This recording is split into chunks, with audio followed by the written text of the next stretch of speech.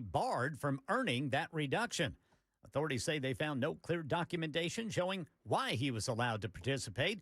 He was freed in late 2024, long before the end of his 11-year term. And attorneys here in Tennessee representing foster children say the Department of Children's Services is putting kids at risk. They want a judge to act immediately. They describe transitional homes with no showers, inedible food, children sleeping on mattresses on the floor, similar to what a state audit detailed. State Rep Jeremy Faison says he's asked the DCS commissioner for regular home inspections and education training of foster families, but thinks a total overhaul is not necessary. If we're completely honest with each other, Tennessee's not alone in really having a major problem with where we're at in society.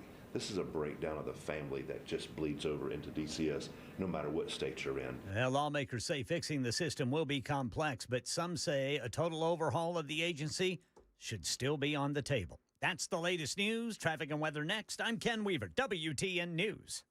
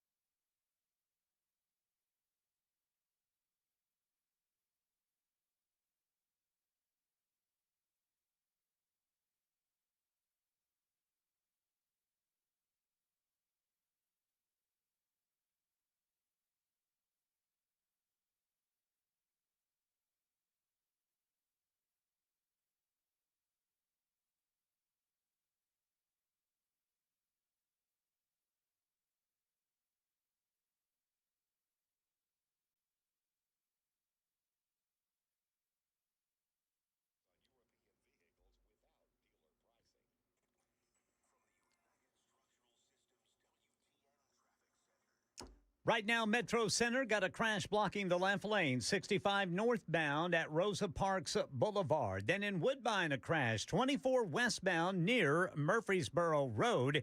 Eastbound 440, you're coming to a complete stop between Nolensville and I-24.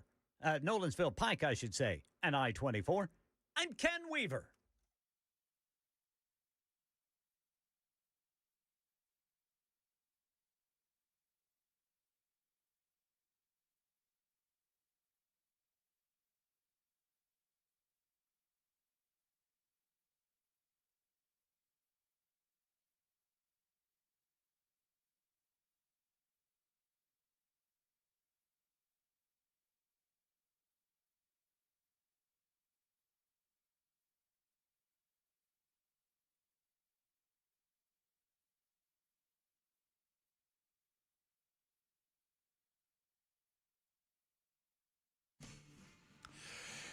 Hello, friends. Welcome in, one and all. It is the Matt Murphy Radio Show underway for another day. I just realized something. It is Friday the 13th.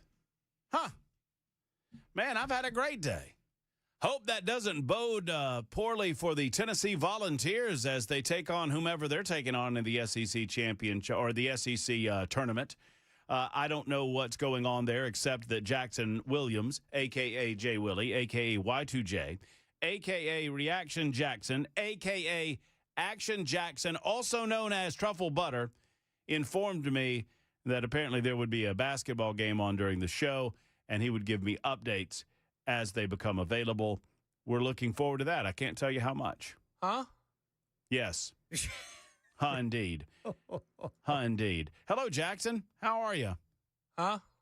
Ken Weaver's back in News Closet B. He gathers headlines for a living, delivers them twice an hour, and when it breaks, Ken Weaver, how's your Friday going so far? It's going good, boys. How about yours? Doing well. I managed a couple of projects this morning, Ken. That's the way to go, Brother Murphy. You know, I stripped a vent cover for one of my wall registers, stripped the paint off of it to the metal, and then repainted it and reinstalled it. How about that, Ken? That's the way to go, dude. How about that? Yes, sir. Very happy with that. So what'd you get done today, Jackson? How many times do you watch that Tennessee Titans uniform unveiling video? Be honest. How many times do you think you watched? This morning? Honestly, I hadn't watched it this morning until I talked to you. You were watching it, Jackson. I walked in to see you, and you were watching it as I walked in, I think. No, I was not. I thought you were. I had SEC Network pregame on. Oh, okay. And first thing Jackson says to me is, "Hey, have you seen the video? Let's watch it together." I said, "Yeah, Jackson, I've seen the video. I watched it last night. Let's watch it again." And we did. And then Matt left the room, and I watched it again, and he walked back in. Facts. Anyway, it's Friday the 13th. You very superstitious, Jackson? No. No? What about you, Weaver? Nah. Nah. Yeah, nah. Whatever.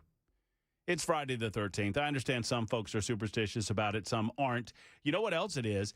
Before I tell you what else it is, you can listen on a variety of platforms. We got Friday coming up. We've got Representative Lee Reeves at 3:35 to talk about what is being called the most consequential Second Amendment gun legislation in the state of Tennessee in a long, long time, set to be signed by the governor of the state, already passed the General Assembly. We'll talk to him about that at 3:35. Of course, Friday, crank it up at 4:05 with all of your legal questions answered during that period of time. You can listen and watch on a variety of platforms. Obviously, we're on the radio dial, 99.7 FM. You can also find us at TuneIn, Spotify, iHeart. We have our own app. Download us and take us wherever you go. SuperTalk 99.7 WTN. And off you go on your mobile device or your laptop. And then there's Talk TV, YouTube, Facebook, Twitter, Twitch, Rumble. YouTube, Facebook, Twitter, Twitch, Rumble. You masochist in the listening audience, if you desire to see the sausage made, here it is. Let's go. There's no logo behind us today because apparently the brand new computer decided it doesn't want. Is this run by the brand new computer? No. It's run by a different computer? Yes. And we have no control over this computer? No. Try turning the TV on. I did. What'd it do? You want to see? Yeah. You want to see why we do this? Anyway, you can listen to us and you can watch us. What is it when you watch? We ask you to do one favor. Just go over there and give us the old thumbs up. A lot of you watch on the YouTube because you like to chat over there. Go ahead and give us the old thumbs up. Like, subscribe, do what you need to do to help us out. And that's going to cost you today and today only. Ken Weaver, what does it cost it? Absolutely nothing, boys. Yes. Wow. So we've doubled our prices since yesterday. That's nice. So this is what I get to. What do you want me to do? Try now playing. I did. Better than nothing. Now what you... Okay, that's fair.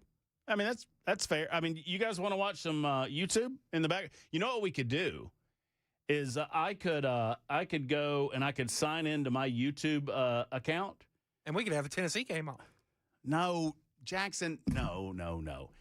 Jackson, understand something. Anyone that is that interested in the Tennessee game is somewhere else watching the Tennessee game. God bless them. We appreciate them. We'll get them back when Tennessee gets booted out of the tournament after this day's game. That said, they're already doing that. The folks that are here want to hear about the news. They want to know what's going on in the world. They want to know what's happening in Iran. They want to know what's going on in the state of Tennessee and elsewhere. They want to hear about some nincompoops later. They want some Friday. They don't want to talk about no round ball. Put on the man who shot Liberty Valance. That's a good one. What's the What is that, Alec Baldwin? But you pick it up, Liberty. That was my steak, Liberty.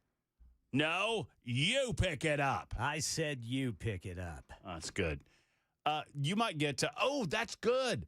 That's good, Ken. You know, we're doing the Matt Murphy movie Mayhem later on. Yeah. With Jackson Williams and myself. We trade movies and watch them over the weekend.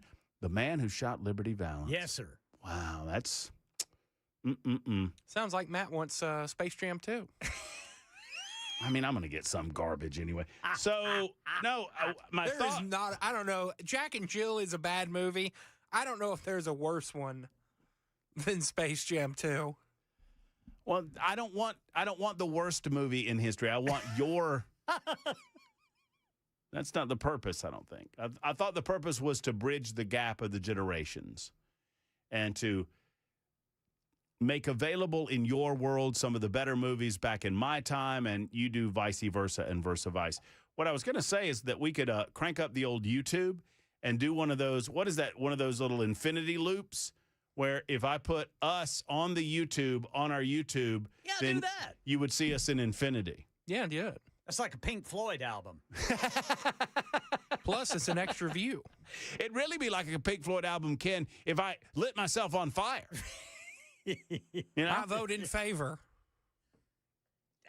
Jackson, I got $1,000 if you tell me what that reference is from. Somebody from Pink Floyd lit themselves on fire. No. No, they did not, brother Jackson. It was an album cover. I'll give you that much. Somebody lit themselves on fire at an album cover for Pink Floyd. Well, just name the album, Jackson. The Man on Fire. That's good for you. that's way to go, brother Jack. Is that it? No, that's not it. What was it? Wish You Were Here. Yes. What was it? Wish You Were Here. Yeah. There was one of their album covers is two men. They were both in suits, right, Ken? Yep. I think they were both wearing suits, and they were both just standing there, and they were shaking hands with one another, and one of the men was on fire. Yeah. Great album cover. Great cover. I'll try to do that during the break. Oh, okay. All right, brother Murphy. Yeah, we'll see if we can't get one of those in.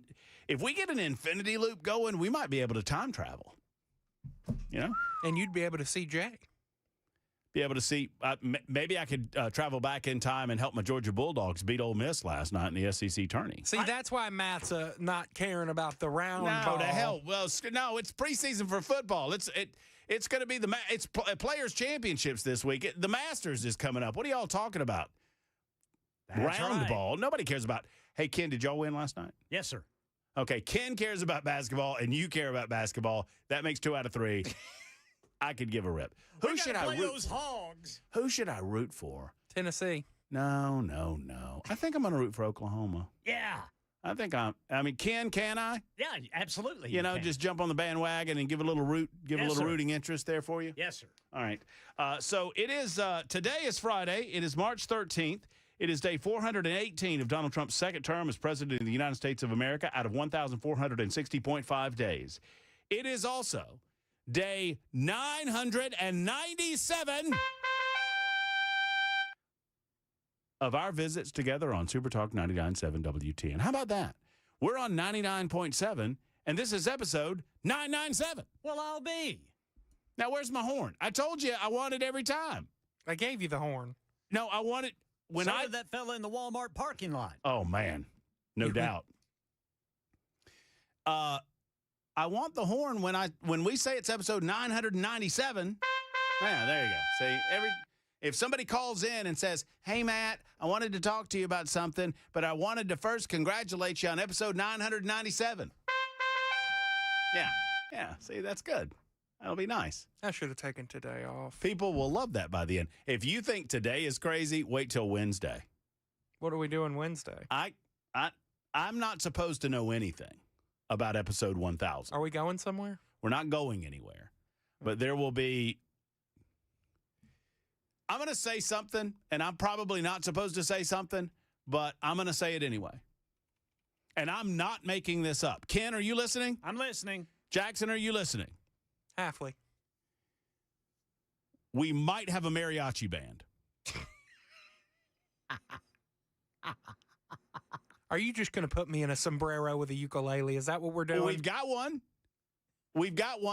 If the mariachi band shows up, I promise you, Jackson Williams is in a sombrero. He's in the sombrero of shame, which is up there in the cubby hole. Ken, I'm not making it up. I heard a rumor. Now, I don't know if it happens or not. I don't know if it's true or not, but the possibility exists that on episode 1000, there might be a mariachi band. That's awesome. Remains to, yeah, it would be awesome, wouldn't it? I love mariachi bands. Man. And every time somebody mentions episode 1000, they just.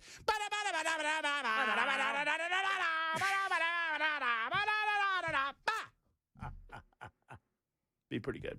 All right, it's a First Amendment Freestyle Friday. Anything on your mind? We'd love to hear from you. 615-737-9986. It occurred to me because several of you mentioned it to me, and I'm not here to belabor it or to go over old news, but it occurs to me that several of you have no idea what Pamela Furr and I were talking about, and you don't know what I did at the AFP event, the 250th birthday event. And I didn't really go over it because I was all out of sorts when I got on the show yesterday because of my flat tire. So I wanted to just kind of signpost it for you and let you know that apparently it is going to be up next week if you want to see this event in its entirety.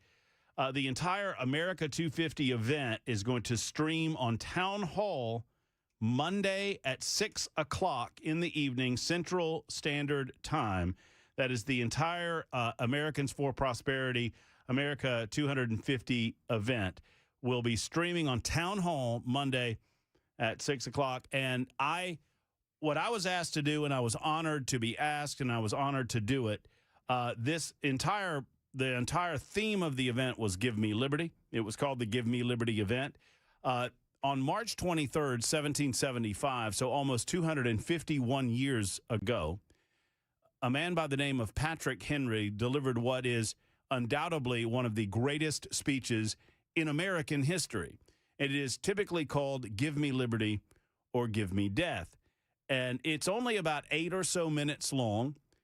It was an incredibly passionate speech regarding whether or not the Virginia colony should enter into the battles that had been going on against the British overlords of the colonies in advance of what would become the American Revolution. Obviously, the fighting started well before the Declaration of Independence. The fighting started well before we decided that we were going to declare to the world that we considered ourselves free and independent states. Patrick Henry's speech was designed to push Virginia over the line and encourage the Continental Convention, or the Virginia Convention, I guess it was at St. Paul's Chapel, to vote in favor of sending arms to assist the other colonists and other colonies that were already in the field in the midst of battle against what they considered to be subjugation and slavery. And so Patrick Henry delivered this speech toward the end of the Virginia Convention. And it was not recorded until many years later, so it is believed this is a basic outline of what Patrick Henry had to say. But obviously, they interviewed a lot of contemporaries who were there at the time, and they believe that they reconstructed the address accurately and adequately. But the contemporaries, even at the time, long before they reconstructed the speech, I mean, I'm talking days and weeks after he delivered it, said, I changed my vote because of this speech. It undoubtedly pushed Virginia into the battlefield and ultimately led to American independence. And I was honored to be able to recite or orate the speech a couple of nights ago. It was a pleasure to do so, and I hope everyone in attendance enjoyed it. And if you missed it, you can catch it on the Town Hall stream, 6 o'clock on Monday. So there's that, 22 after the hour. So Lee Reeves will be with us at 3:35 this afternoon. Lee was the sponsor of a piece of legislation that has now passed through the Senate and the House, and it goes to the governor in his desk for his signature. The bill would prohibit landlords from prohibiting renters from keeping firearms on their leased property. House Bill 469 by State Representative Reeves of Franklin prohibits a landlord from barring tenants from carrying, transporting, or storing their legally owned firearms, gun components, or ammunition on leased property, including any vehicles stored on said property. In addition to tenants, the legislation will cover their guests, provided the guests are also legal gun owners. Should a landlord or leaser violate the prohibition, the bill will grant the renter a civil claim to pursue in court. Provisions are included in the bill to exempt properties leased to the state of Tennessee or its agencies and departments. I want to know why that is. So we've got a few questions to ask about whether or not there are any other further restrictions as to what the state can demand of property owners, because, I mean, this should not be taken lightly. I understand that for most of us, we say, well, of course you should be allowed to keep your gun where you live. At the same time, property owners have rights too. And so we'll speak to Lee about that in the next coming minutes. Your calls as well. Glenn and Andrew, I see you over there. It's 23 after the hour. Just getting underway on a First Amendment Freestyle Friday on Super Talk 99.7 WTN.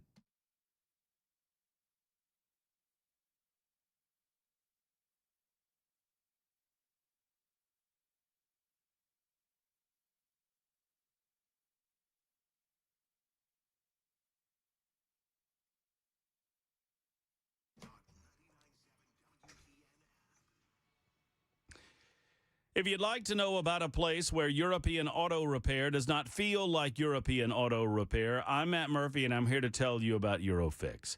Eurofix is carrying on the tradition left behind by Aaron Stokes. We lost him too soon. For 26 years, he was the go-to man with regard to how he did his business at Eurofix. They're not your typical greasy garage. The waiting rooms are clean and comfortable, service area spotless, because Eurofix cares about everything, from how you're treated to how your vehicle's treated. Every repair comes with a rock-solid 3-year, 36,000-mile nationwide warranty, and all repairs are at below dealer pricing. You don't have to put up with dealer prices. You don't have to put up with getting ghosted. Eurofix calls you back, and they fix everything European, plus a rental car available with every appointment. Locations in Nashville, Franklin, Belmead, Murfreesboro, and Mount Juliet. Call them today at 844-EUROFIX or visit online at myEurofix.com.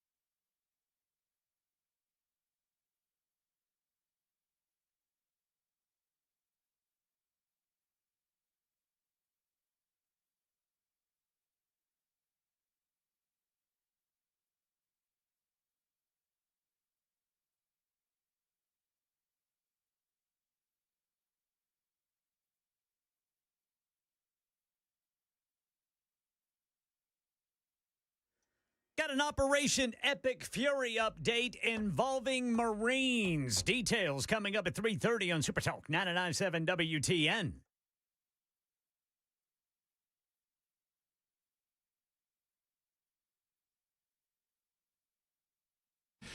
Hey, guys, don't mind me. Are we back on television, too, on Talk TV, YouTube, Facebook, Twitter, Twitch, Rumble? Don't mind me. I'm just putting in my password here behind me for everything that I use in my life. I was getting ready to say, Brother Murphy, could you put your bank account routing number up there, too? I will be happy to do that for you, Ken. Just for you. Nobody else look, okay? His Nobody else password look. is Mrs. Weasley's #1 fan, It's not true. 74.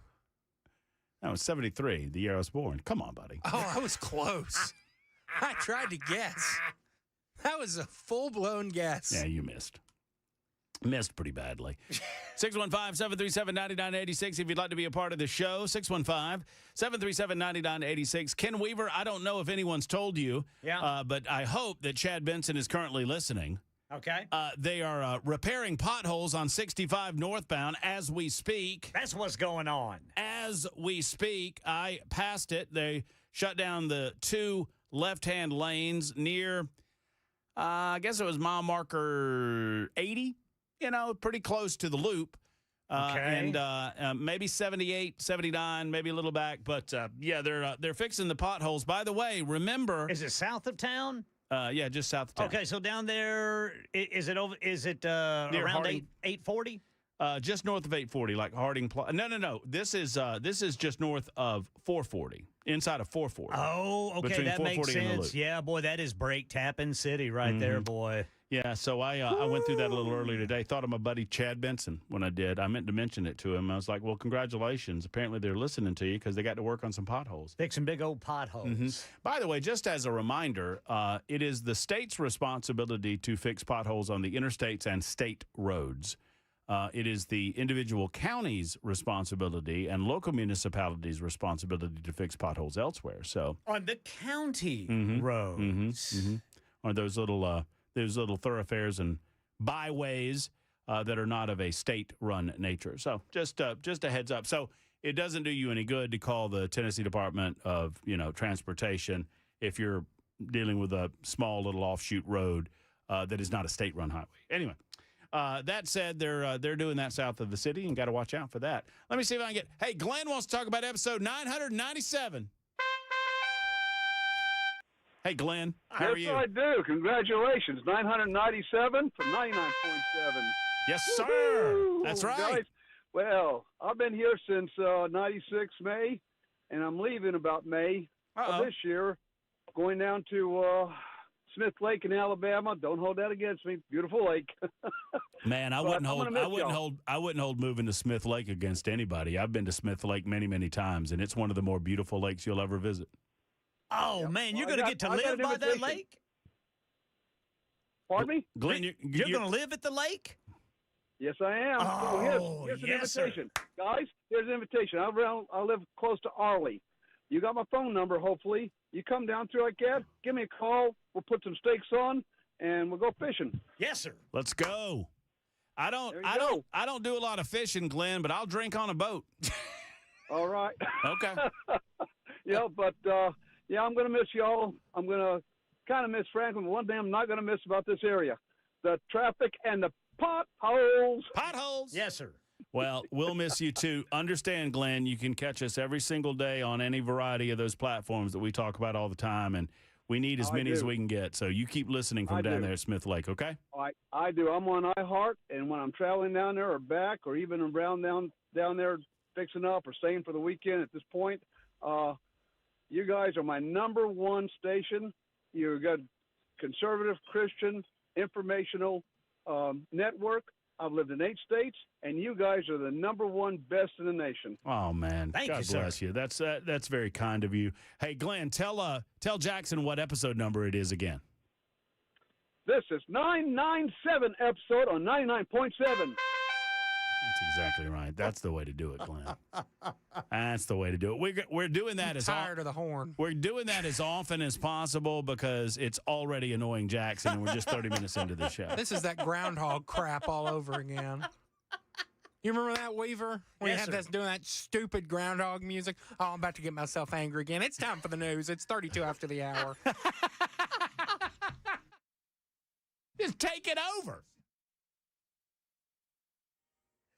I'm Ken Weaver with your top stories. Got the full forecast and traffic coming up in 5 minutes. Operation Epic Fury update. The U.S. military sending roughly 2,500 Marines to the Middle East as tensions with Iran continue to rise. They're going to go on the amphibious assault ship USS Tripoli, which has been redirected from its base in Japan.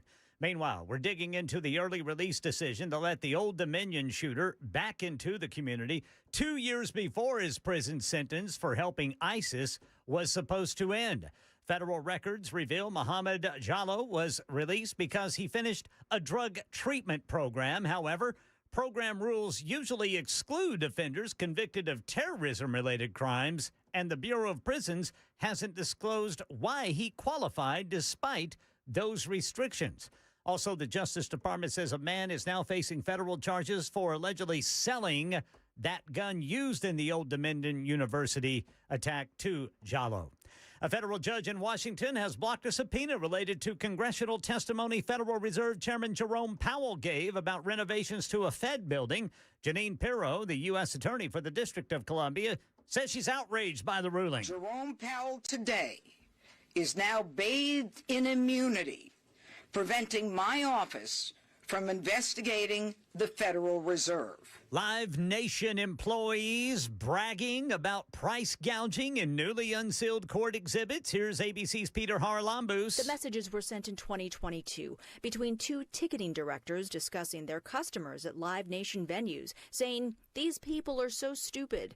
I have VIP parking, up to $250, LOL. I almost feel bad taking advantage of them." They go on to discuss making money off ancillary charges. I gouge them on Ansel prices to make up for it. Another message saying, "Robbing them blind, baby." That's the latest news. Traffic and weather next. I'm Ken Weaver, WTN News.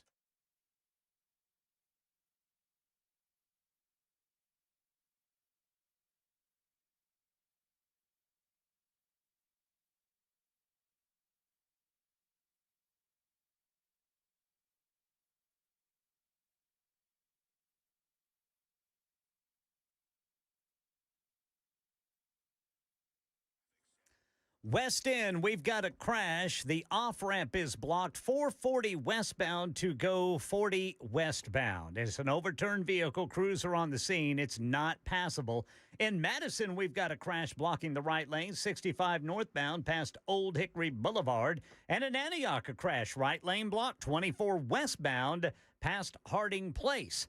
I'm Ken Weaver.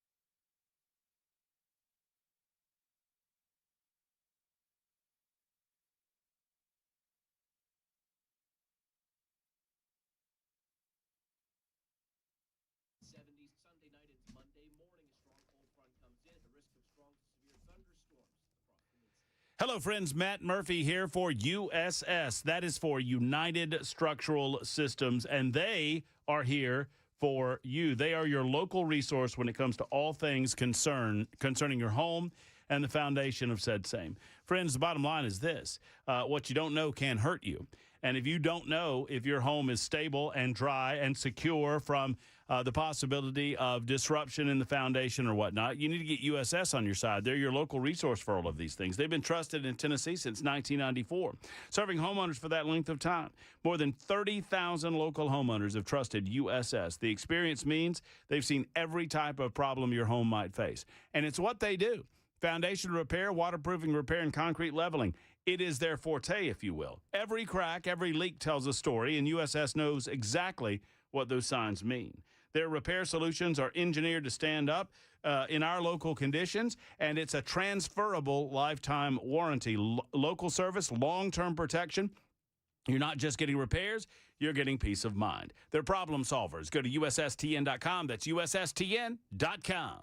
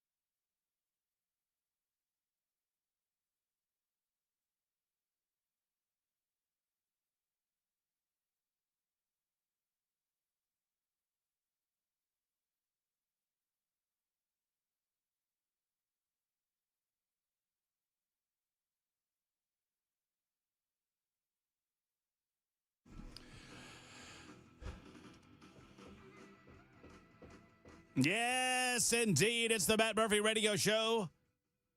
Thank you for being around. First Amendment Freestyle Friday. It is also episode 997 of our gatherings together. We started off from noon until 3, first 3 years of the show.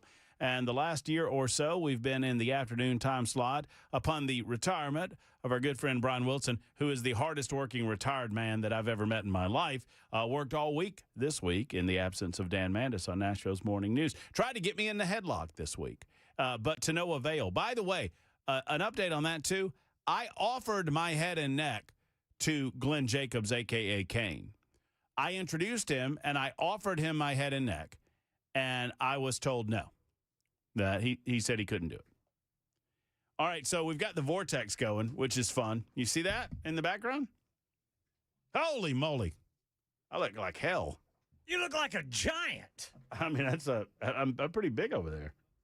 That's the way to go, Brother Murphy. I gotta turn the speaker down because I'm listening to myself in the background, and that's And you're wearing bulldog colors. I am wearing the bulldog red in support of my beloved Bulldogs, despite the fact that they can't play basketball. So, Jackson, is there any way to get less of my belly on the damn shot? I mean, good gracious. Can we help a brother out? Maybe go, nips up, something like that. Wow, No. this is like Pink Floyd. See, I'm telling you, it's about to get pretty crazy because there we go. And watch, it's just going to stagger. Look at boop, that. boop, boop, boop, boop. Woo. Man, we need to do this every day. I wonder what's going on in that third frame. I don't know. What does he do? He's doing something different than in the first one. Interesting. Hey, I think the third guy's about to turn on the TV too. I'm sorry. What's happening, man? Look, that would be the fourth guy. I'm the first guy. There's number 2, number 3, number 4. Dude, this is a trip. Too many Murphys. Oh my God, there's 5. There's the 5th Murphy. There's a whole bunch of Murphys. You gotta come over to the TV and watch. Lee Reeves, representative from Franklin, probably thinks we're already in the sauce, Yes, but no, he we're not. does. We're not. Lee joins us on the show. Good friend of the show. It was good to see you this week, Lee. I guess we saw one another. Where did we see each other? Was it at the cabaret? We went to the cabaret. That's right. Yeah, Matt. That's right. How you doing, brother? I'm doing very well. I'm doing very well. Thanks for asking. It sounds like you are rocking today. I am fitting life around the schedule at the General Assembly. I'm doing college tours with my about to graduate seniors. So How about that, brother? Congratulations. I'm telling you. Well, thanks. We'll see. We'll see. It's You terrifying. you been over to Athens, Georgia yet, or y'all saving the best for last? Yeah, well, we'll see about that one. We'll see about that one. Do you care to now? You don't have to do this. I know I'm putting you on the spot, but are there any favorites in the clubhouse, or any places that your youngster favors above others? Well, we're looking to stay within the region. So UT Knoxville's on the table. We're up at the beautiful Western Kentucky right now, which is nice. Which is where I grew up here in Bowling Green, Kentucky. So not too far. You can't beat the Hilltoppers, man. Can't beat the Hilltoppers. I'm telling you, they're up there. Big Reds where it's at. Nice. Well, I wanted to have you on for a couple of reasons. Number one, I can't believe I am apologizing for not being as familiar with this piece of legislation before now. Mm-hmm. I assume that it is a testimony to how solid the legislation was and how well it was received that we didn't hear a lot about it, because it seems to me that it passed with flying colors through the House and the Senate, correct? Well, not exactly. We sailed through the Senate fairly well.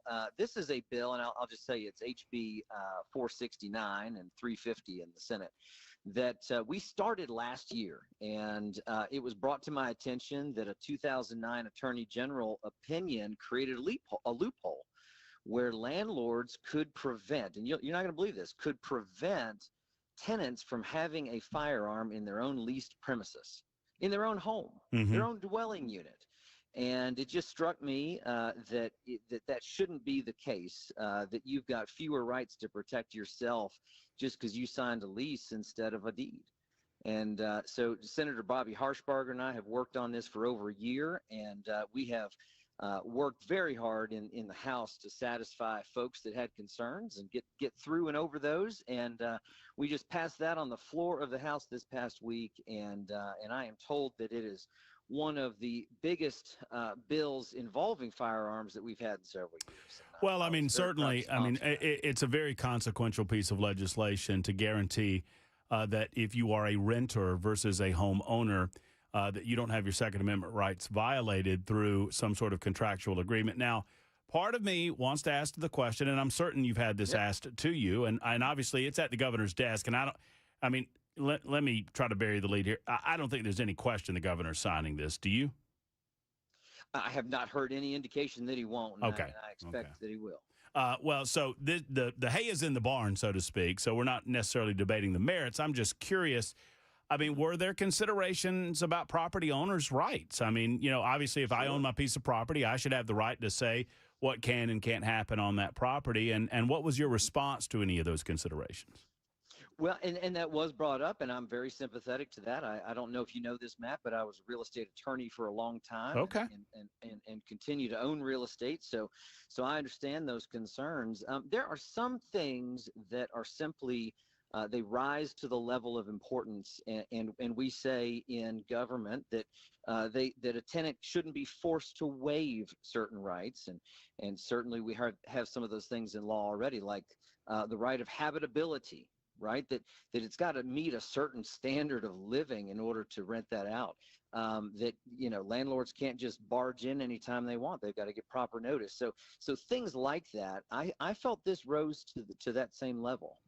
So, in other words, if you choose to be a landlord, if you choose to rent property, you've got to abide by certain rules already that the state has prescribed to make sure that it's a livable place, et cetera, et cetera. Mm-hmm. And you consider this just to be an addition to that rule. Oh, by the way, if you choose to do this, understand going in that you're not allowed to violate the Second Amendment rights of any of your rentors. Yeah, that's right. I mean, Second Amendment really applies to government, but this is the right of self-defense, and certainly most landlords weren't taking on an affirmative duty to defend. So we just felt that people ought to have the ability to do that. And I think in Tennessee, we are freedom-loving folks and want people to be able to exercise those really fundamental things. And this is certainly one of them. I said earlier in the week when I found out about the legislation, I said, You know what? I've been acting on a don't ask, don't tell policy since I've been in the state of Tennessee. Now, I just bought my house down in Mount Pleasant, but while I was in Mount Juliet, I honestly, we signed a lease. It was, as thick as a phone book. Could not tell you if there was any consideration about firearm ownership within that lease. But like I say, it was kind of I think most people, even if there were those clauses within their leases, they're probably operating under the don't ask, don't tell policy anyway. You may be right about that, but you mentioned a big lease, and in residential leases, you don't often negotiate every single provision before you sign that, and that's part of the problem that we were having in the state. But we wouldn't want you to get kicked out of your home just because you had a firearm and had to use it to defend yourself. That'd be an awful conclusion. Now, it's my understanding, and I'm sure there's a perfectly reasonable explanation for it, that there was an exemption in the bill on properties leased to the state of Tennessee and its agencies or departments. Yes, we started off applying to commercial and to residential, and we simply left that in. We wouldn't want the state troopers to lease a building and not be able to carry firearms in it, so we just left that exclusion in to satisfy everybody and not raise any hackles. But we felt that was a fair point. Now, just to make sure that people don't misunderstand, these are for properties leased. They're residential properties primarily, or are there commercial properties involved too? Well, I wish that we could have gotten commercial in on the House. The Senate did pass that, and maybe that'll be something that gets brought up in the future. But the most fundamental thing I felt at the end of the day was residential, and we were able to get that done, and I'm happy that we did. So if we were able to get the commercial piece, that would involve, like, if I rented out a commercial property to own a store there and run a business there. The owner of the property couldn't preclude me from concealed carry, for example, to make sure that I'm protecting myself. That's exactly right. And we may revisit that at some point. I think that somebody who's leaving the office late and rents that office should be able to protect themselves just fine. And that may be something we bring up, but this one's a big one, and it really does protect a fundamental right of Tennesseans. What are the punitive measures within the bill? So, for example, let's say a landlord doesn't get the message, and they try to deny a renter their Second Amendment right to defense. What can that renter do? Well, I appreciate that question, because, as you know, laws that don't have anything in it without any teeth at all can be violated.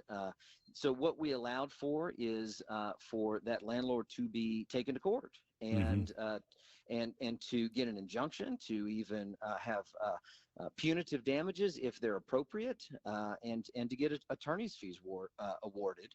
And I hope that doesn't happen. I hope landlords around Tennessee understand that this is the law in Tennessee now, and we won't have that circumstance. But if we do, the renters will have the ability to go back. And just to be clear, I don't want folks to mishear us.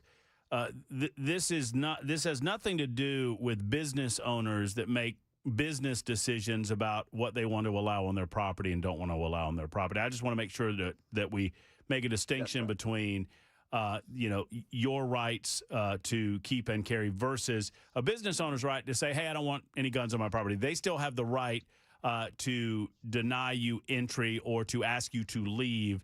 I don't think businesses should do this. I think it's ridiculous, but some do. They have the no guns allowed signs up and all of that sort of thing. This doesn't have anything to do with that.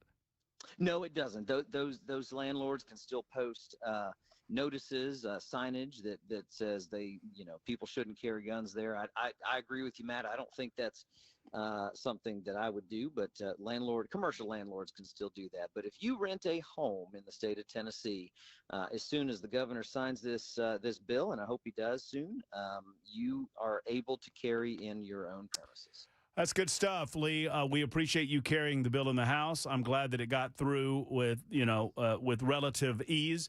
Let me ask you one question with this subject in mind. A lot of folks are asking me about constitutional carry this session. I spoke to Senator Jack Johnson about this last time he was on over in the Senate side, and he felt like there would be some action on that, especially considering some court rulings that have come down over the last several months, years. Do you think we'll see, true constitutional carry in this General Assembly? I think we're getting there, Matt. And my friend Representative Chris Todd is carrying that bill in the House. I know he made some progress on it just this week in subcommittee in the House, and I think we're getting close. We really are, and I think that needs to happen. And right, and for those that don't know, I mean, right now it's your Second Amendment rights provide an affirmative defense. But if you had true constitutional carry, you wouldn't have it necessary to provide that affirmative defense in court. It would be assumed based on the Constitution and the Second Amendment. Lee, I appreciate you spending some time with us away from family as you're visiting college campuses. Man, have a great time doing that. It's got to be an exciting time for you and your family. And come see us when you're back around. Absolutely will. Thank you, Matt. All right. Have a good Friday. Take care. There's Representative Lee Reeves joining us on the matter of property rights versus Second Amendment rights. I'll ask Jay St. Clair when he comes up on Friday if he believes that there is any possibility that this might be challenged in a court of law. Obviously, it is for renters. It is not, once again, it's not for you as you walk into a business. You walk into the Olive Garden. That is truly a don't ask, don't tell situation. At least it is for me. I like to say that I've never seen one of those no guns allowed signs. I must be missing them. If I saw one, of course I would abide by them, but I don't see them, so I don't know. And if I don't know, what am I supposed to do? But that doesn't have anything to do. One does not have anything to do with the other. It's 54 after the hour. Super Talk 99.7 WTN.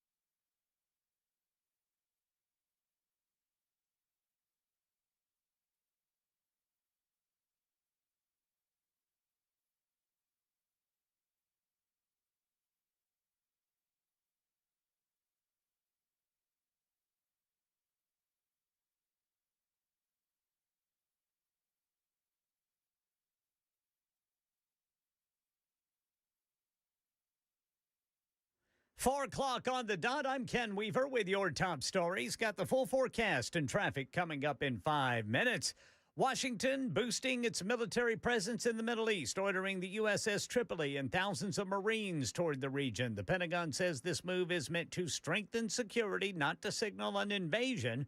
Meanwhile, new questions about how the Old Dominion University gunman earned an early release from federal custody.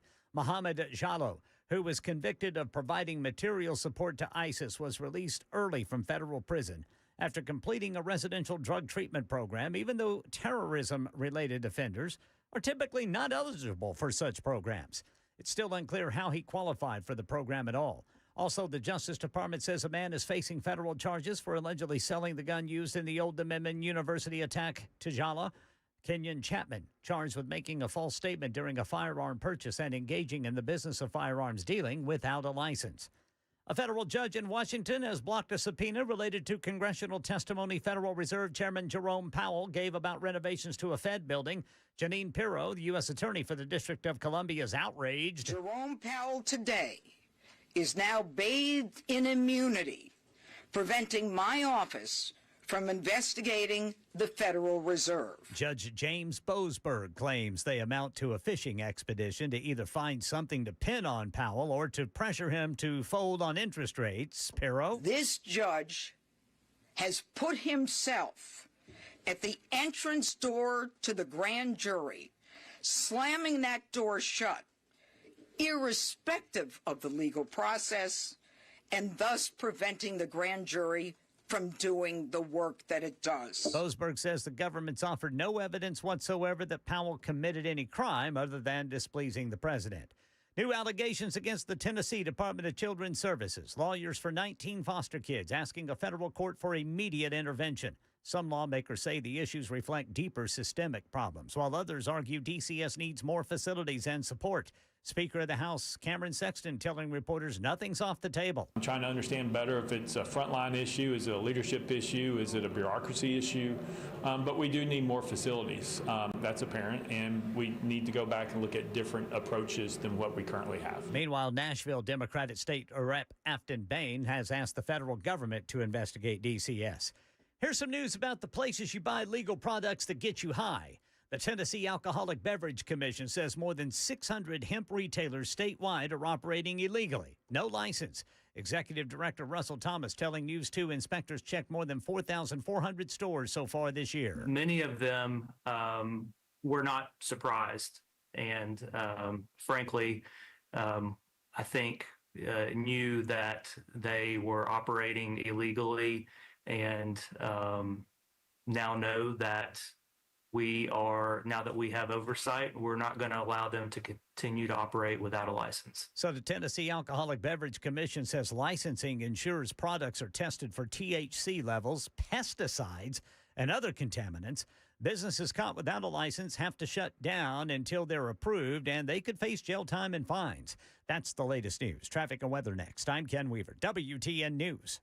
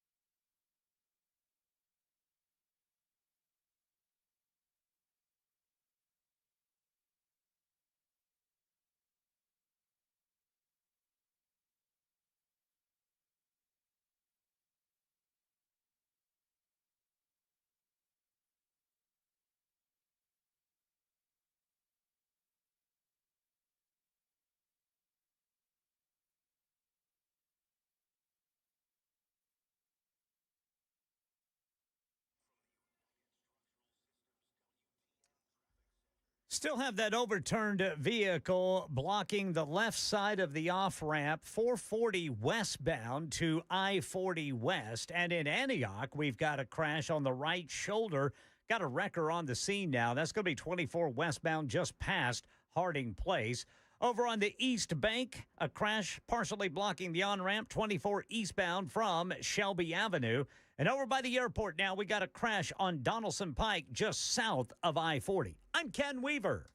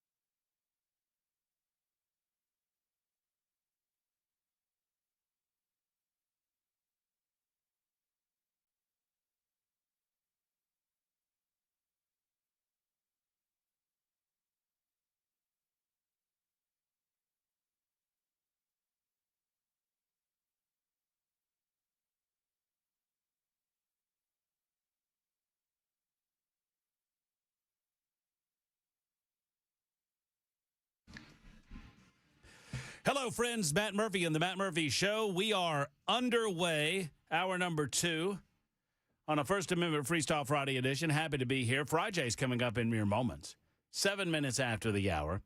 I have a story that I'm going to share with you in Nincompoops in the News, and it is my story and my story alone, and no one else may have it. It involves, and Ken Weaver would never do this to me. Ken Weaver won Nincompoops yesterday. Yay! So Ken Weaver has a victory, Matt Murphy has a victory, and Jackson has 2. Ooh. And so, Ken, either you or I have to win in order to force a playoff session of rock, paper, scissors with young Jackson Williams. My Nincompoop in the News is of a local variety, and it involves. Have you seen, Ken, I want to give a little tease. Okay. Have you seen this story about some Democrats in the Tennessee General Assembly fighting amongst themselves? No. My goodness Like gracious. physically? Well, it might come to that. Really? There's a lot of fiddlesticks flying around. A lot of fiddlesticks you and fiddlesticks this and Phooey. And yeah, phooey on you and hey, have you seen my hiney hole? I mean, I'm telling you, I'm going to read you the full transcript, and you will absolutely love it. So that's coming up in the 5 o'clock hour. Your telephone calls, Robert and Andrew, will get to you momentarily. But right now, at 8 minutes after the hour, you guys know what time it is. It's time for Friday. Good morning, Americans. It's Friday. It is a weekly opportunity for you and I to learn a little more about the laws in the United States of America as we welcome in our legal expert, my best friend, a good Tennessee man. I am proud that he has decided to be with us in spite of the fact that Tennessee, the Volunteers are currently playing basketball, which is why Jackson Williams is not paying any attention to this radio show right now. His name is Jay St. Clair. Jay, what's going on, brother? Hey, buddy.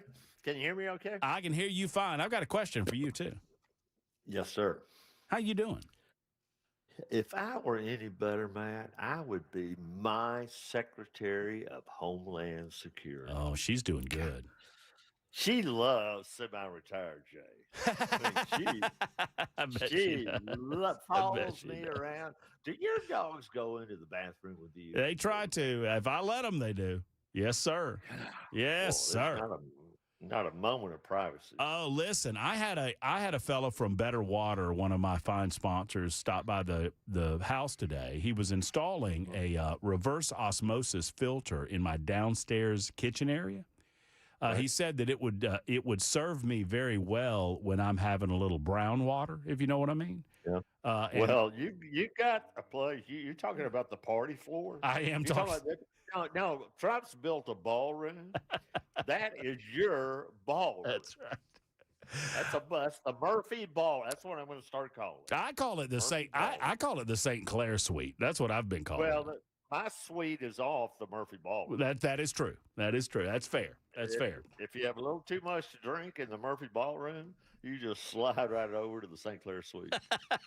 That's right. Well, he was Robert with Better Water was installing the reverse osmosis and the water filter downstairs. And let me tell you something. He had 2 assistants, and he said it was fine. He told me it was fine. But Mrs. Beasley was his assistant today. Oh, yeah. And she loved it. Loved everything about it. Oh, yeah. Yeah, absolutely. Yeah. Libby's the same way. It's funny because a lot of workers, when they pull up and they see Olivia, I've had this happen. I'll get a phone call. Sir, you got to put your dog up. I'm not getting it out of my truck. Olivia is about an 85-pound German Shepherd, as sweet as they come. But a lot of people, all they know about German Shepherds is what they see on TV. Yeah, that's right. Well, I mean, I won't give a pass. I get that. I mean, they never know. They don't know what they're getting into. And, Olivia is as sweet as she can be. And if they spend a moment or two with her, they'd recognize that. But I get that. Because if actually, you say she's sweet, but when we came to see y'all, we saw the couple. We saw aggressive Olivia. Well, I mean, 2 dogs fighting over a ball. I mean, that's what that was all about. But yeah, Olivia, but I get it. No. Yeah. Well, listen, I don't blame Olivia one bit for following you around and taking every little moment and reminding you, Jay, that there are two truck trips per day now. Right? Yep. I mean, is that not right? There's 2 a day. No, scheduled. And she knows exactly when they are, and she'll remind me about it if I'm 5 minutes late. Jay told me that she gets grumpy when I want to say this right, Jay. I have enough respect for you, and our friendship is long enough. I'm going to say this properly. Okay, you ready? Sure. Olivia knows that she gets to ride in the truck. She does not get to ride in the European car. Is that what we say? That's foreign car. Foreign car. So she doesn't get to ride. Could be from Korea or Japan. Yeah, you never know. Yeah, that's right. You never know. But foreign car. And Jay told me one time that she gets her lip pooched out when you walk toward that one and don't go toward the truck, right? No, she sees me go to the Porsche. The foreign car. Then she's like, "Oh well, no ride today." Yeah, that's no getting in there.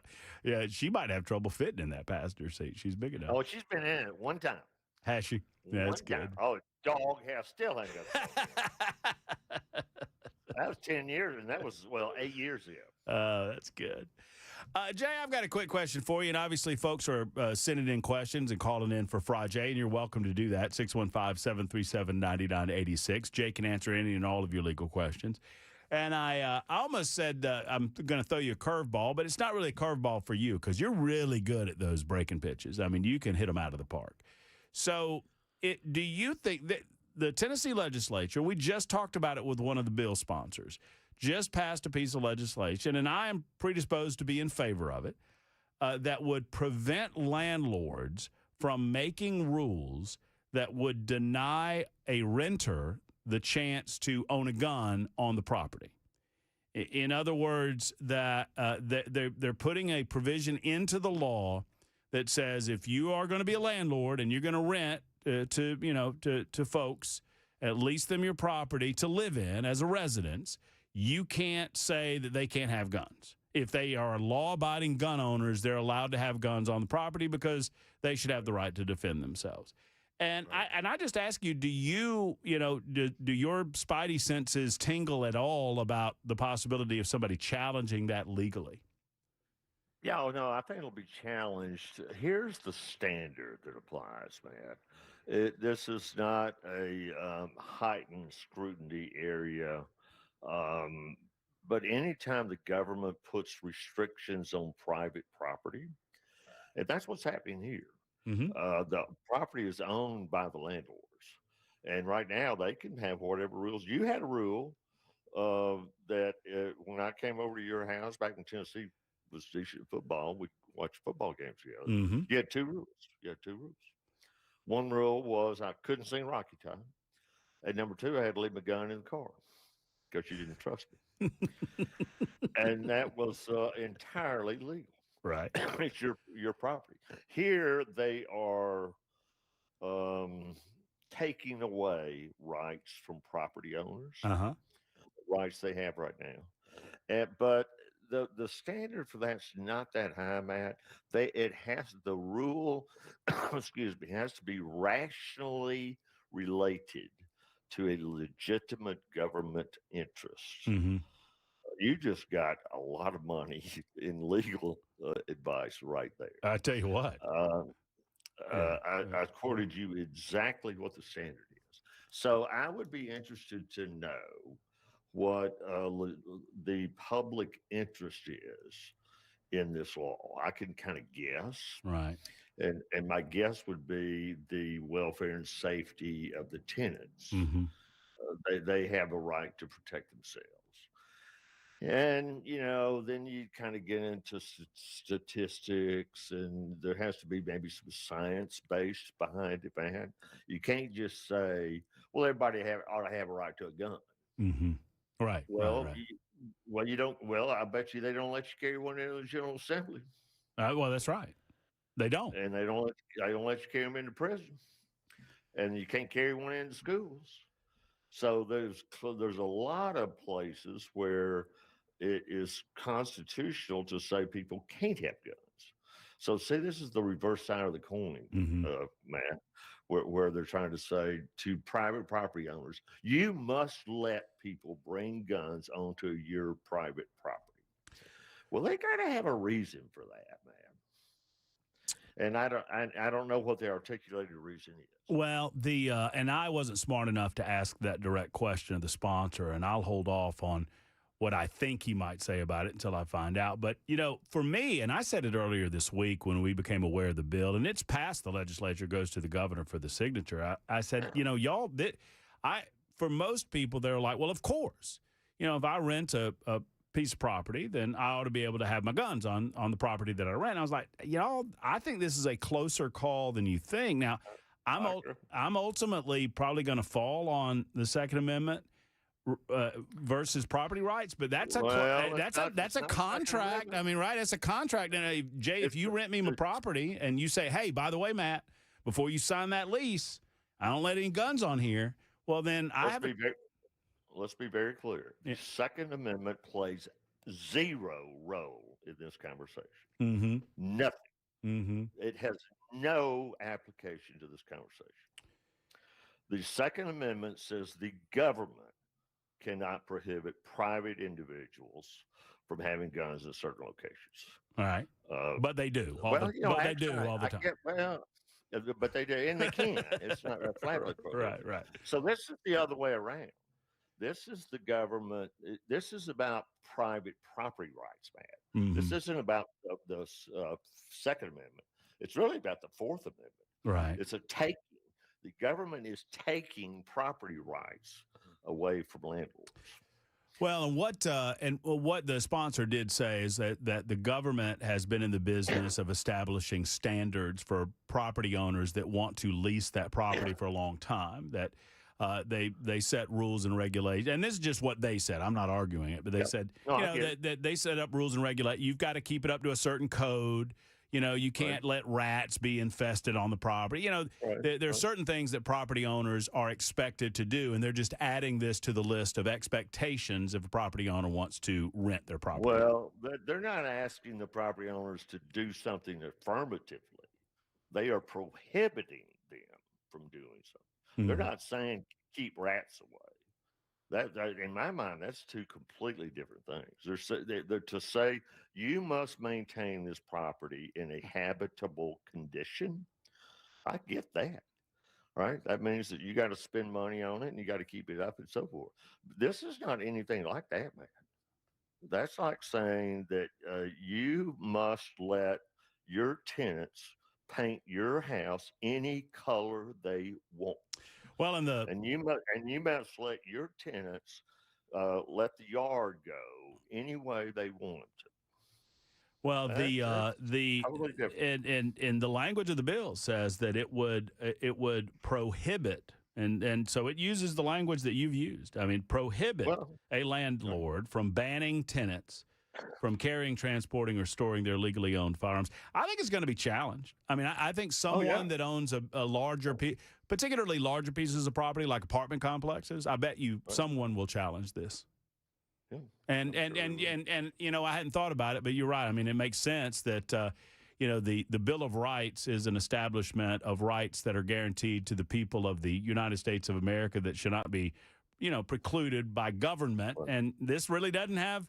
I mean, the government's inserting themselves into the conversation, No, but well, really, right? But it really is between, yeah. Government is taking away rights. This is a taking. This isn't a giving. This is a taking. Right now, landlords have the right to ban guns on their property.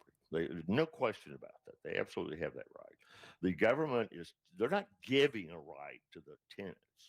They're taking away a right from the landlords. Now, we do that. I mean, we do that. I mean, you can't have a filthy, rat-infested house. If you're going to be a landlord, then you got to keep your property up there. And that's a taking of sorts, but that's a reasonable taking.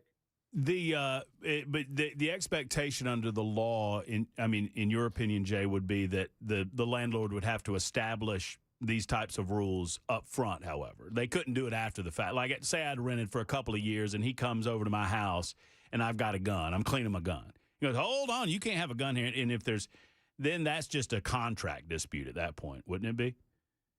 If you understand what I'm saying, if there was no, Not really.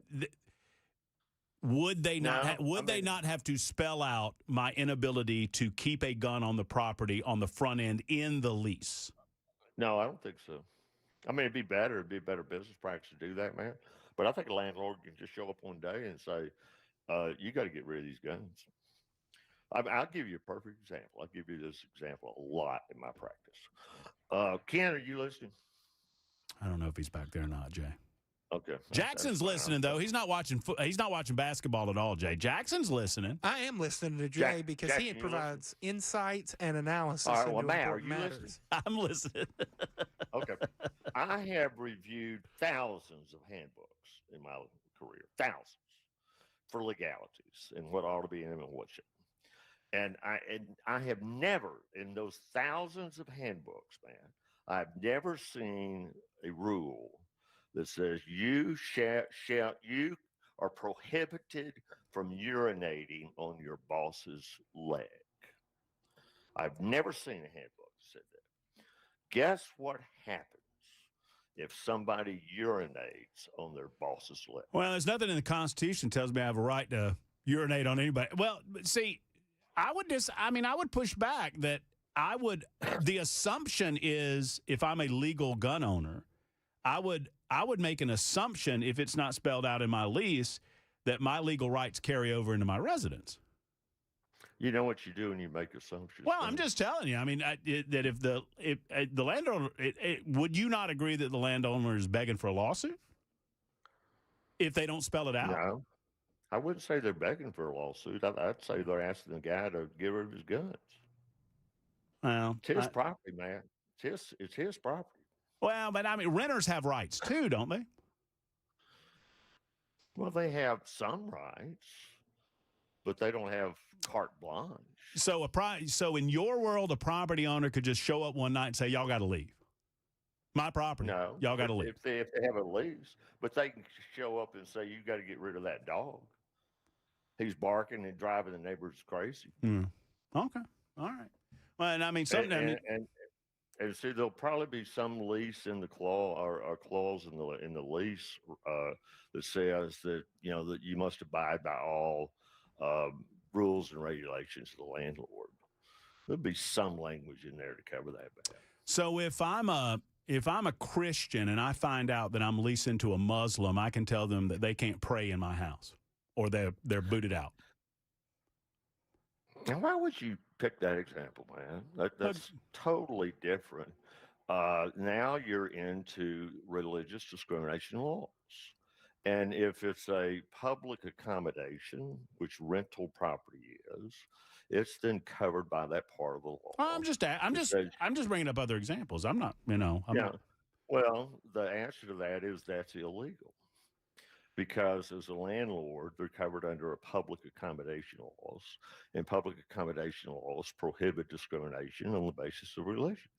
That would be like saying, I'm not going to rent to black people. But that's the government passed those public accommodation laws, right? That's right. Well, the government's passing this law, too. Well, they are. But you asked me, is it constitutional? No, that's fair. No, I mean, I'm just spitballing. 25 after the hour, Jay St. Clair is with us. Questions abound for Jay St. Clair on Friday, and we're going to get to him in a moment on Super Talk 99.7 WTN.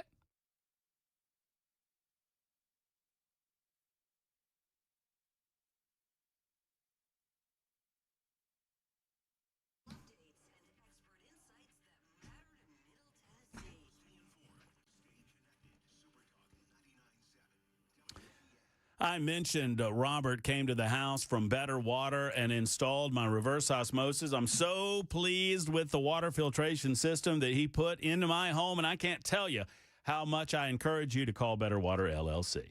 Better Water, think of it as a huge Brita water filter for the house or your office for that matter, and they're scalable from under the sink, which is what I did, to entire house applications. They remove sulfur and iron and chlorine and bacteria, E. coli, everything from your water. They offer a full range of water treatment equipment from reverse osmosis. Once again, like I got, water softeners, specialized filters, UV lights, you name it, they do it. Based out of Smyrna, and they've been there for 55 years. Friends, these are the guys that treat the water at the coffee shop and at the hospital. They need to treat yours. You never know what's in your water. You do if you get Better Water on your side. BetterWater.com. That's BetterWater.com, or better yet, give them a call at 615-355-6063, 355-6063.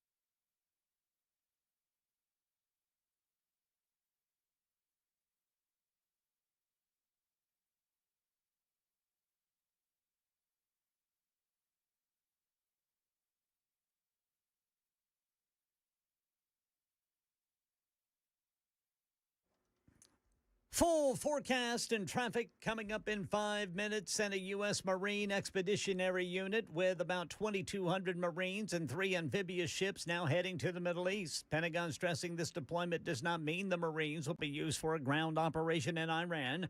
Meanwhile, Vice President J.D. Vance was asked by reporters today if the injuries the new supreme leader of Iran suffered from early in the war were from U.S. airstrikes. Well, it's not totally clear, actually. I mean, it's obviously a very chaotic environment over there. And you have the Israelis striking. You have, obviously, the United States striking a number of targets. So we know that he's hurt. We don't know exactly how bad, but we know that he's hurt. That's Vice President speaking to reporters before boarding Air Force Two after speaking in Rocky Mount, North Carolina. How did a convicted terror supporter qualify for a program that cut years off his prison sentence? Well, investigators say the Old Dominion University shooter Muhammad Jallo's sentence was shortened because he finished a federal drug treatment program that allows inmates to shave off time. Officials acknowledge they don't know how he gained access to the drug treatment program since inmates convicted of terrorism offenses almost never qualify. Also, federal prosecutors have charged a Virginia man accused of supplying the gun used in that attack. And concerns about Tennessee's foster care system escalating after attorneys for 19 foster kids filed an emergency motion targeting Department of Children's Services. The filing outlines claims of abuse, poor living conditions, and serious delays in medical care, similar to what is in a comptroller's audit released in December. Republican and Democratic lawmakers agree the agency needs attention, though they differ on how far reform should go. But Speaker Cameron Sexton says nothing's off the table. It's a complex issue, obviously. It shouldn't be, but it seems to be the case. And you got potentially leadership in the department saying one thing, people in the field saying something totally different. And so it's one of those things we're going to have to work through. One thing the speaker says is that the state definitely needs more facilities. That's the latest news. Traffic and weather next. I'm Ken Weaver, WTN News.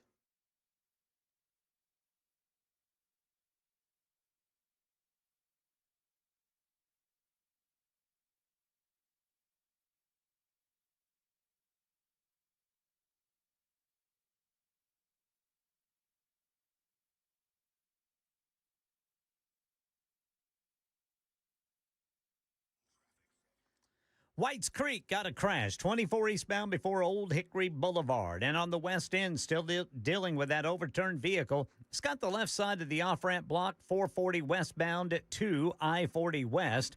In the Gulch, a crash now here at Broadway and 14th. B&A, Donaldson Pike, south of I-40. A crash Edge Hill Avenue, just east of 12th. And then Nolensville Pike at Harding Place. I'm Ken Weaver.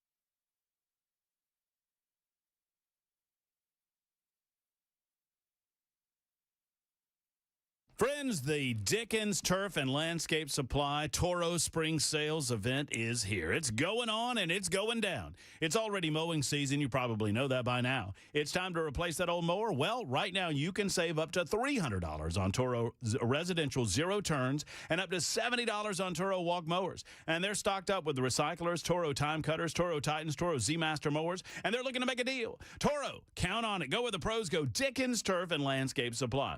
Whether you're looking for quality parts, products, or the best advice available, here's the bottom line, friends. You get expert advice from Dickens Turf and Landscape Supply. I don't know what you're getting from the big box stores, but I know at Dickens, you're getting the experts. 7 convenient Middle Tennessee locations. You're never too far from a Dickens Turf and Landscape Supply location. Visit them online to find out more at DickensSupply.com. That's DickensSupply.com.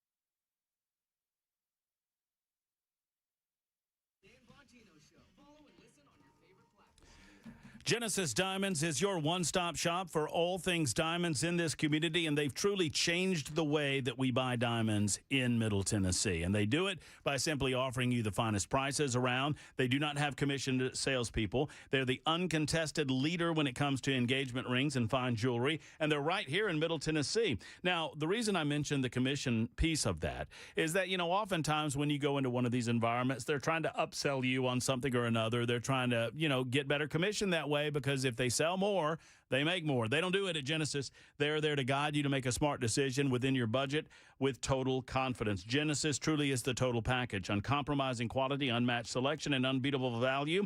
Genesis Diamonds, Green Hills and Cool Springs. Online always at genesisdiamonds.com. That's genesisdiamonds.com. Amazing store, incredible people at Genesis Diamonds.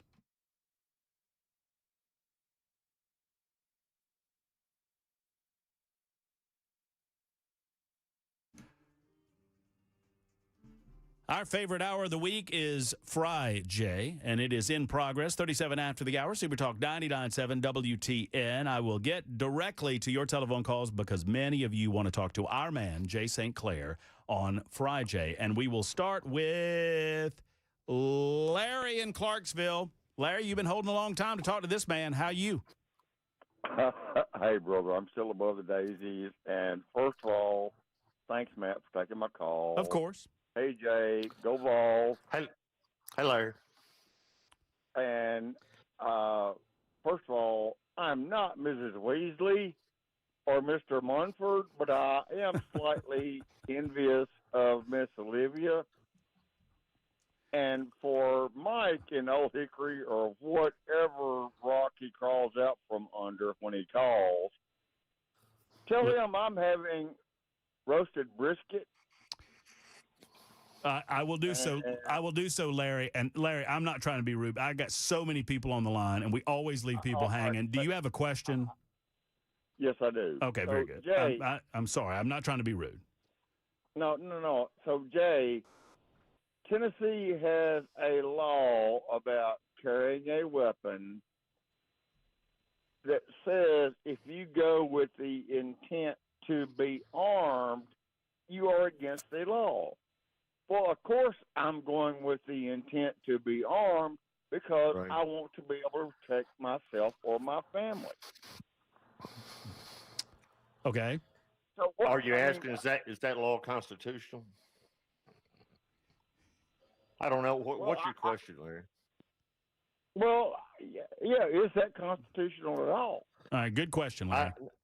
I'd have to look at that law. That doesn't make any sense to me. Does it say with the intent to be armed or with the intent to do harm? I think that makes more sense. I lost him there, Jay, but I would have to look it up. There is a piece of legislation right now. They use the Second Amendment as an affirmative defense in cases like that, and there's something going on in the legislature that would flip that around. And I think that may be what Larry's referring to. But yeah, I'd have to look at it. The specific words really matter, man. Yeah, no doubt. Let's talk to Doug, who's got a question for IJ. Hey, Doug, how are you? Hey, doing all right. How are y'all doing? Doing well, Doug. What's on your mind? I got a friend that she went through a divorce 3 years ago, and in the divorce, her husband got to keep the property and everything, and it says in the divorce papers that he has to go have that the loan redone and put in his name solely after the divorce because he got to keep all the property. Well, it's been 3 years now, and now he's not making his payments, and the bank is contacting her, trying to force her to pay for it, threatening her credit. Yeah, what I would do is have her send the divorce decree to the bank. She did that. Send that to the. And what does the bank say? The bank said the same thing. It don't matter. Her name's on it, so if she don't pay, it's going to affect her credit when they foreclose. Did she have a lawyer in the divorce? Yes. Well, they'd get in touch with that lawyer. That's what you need to do. That lawyer needs to take it back to the divorce court, tell the judge that he's in breach of the agreement. He's in breach of the agreement, and he needs to do what he's supposed to do, or put him in jail. He's just not following the order. Right. And if the bank, banks are banks, Doug, they just want to. They're going to tell you whatever they want to try to get their money. No, that's right. Well, for right now, her name is still on the loan. Mm-hmm. And yeah. They don't know about the divorce decree, so you just got to go. She's got to go back to the judge. Well, she took the paperwork up there and showed it to the bank and talked to the lawyer and everything, and they're not doing anything. Well, then she just got to go back to the judge, and the judge will order him to do it, and he may even issue an order to the bank. Okay. That's the thing to do. Get back in touch with her lawyer, tell him what's going on, and get it back in front of the judge. All right. I appreciate you, Jay. Thank you very much, Doug. Appreciate you. 42 after the hour, we continue with Friday, 615-737-9986 with our best friend, Jay St. Clair. Carrie is next. Hey, Carrie. Hey, guys. Thanks for taking my call. I'm going to move through it real quick. So we got a medical bill, surgery center, 2 years going where the insurance won't pay because of the miscoding on the bill. After 2 years, the hospital has agreed they did not bill it right, and they've thrown it out. They've written it off. We're still dealing with the anesthesiologist under the same scenario. Yeah. In their fine print, it says for any reason insurance does not pay, it's your responsibility. So how do we go about this? Have you been in touch with the anesthesiast's office?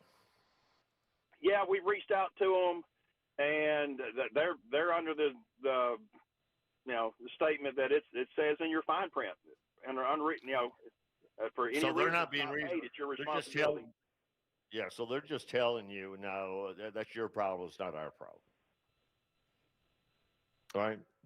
They're not being reasonable about it, right, Carrie? They're saying we don't care what happened. Mm-hmm. Yeah. How much money is it, Carrie? We're at $2,500. This would be a really good case for you to sue. That's exactly right. This is a perfect time to run the St. Clair play, Carrie. Get you a crayon.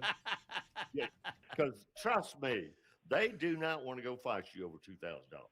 And if you pick it, that's exactly right. This is a perfect instance to do it, Carrie, because you are absolutely in the right. The judge is going to be with you 100 times out of 100.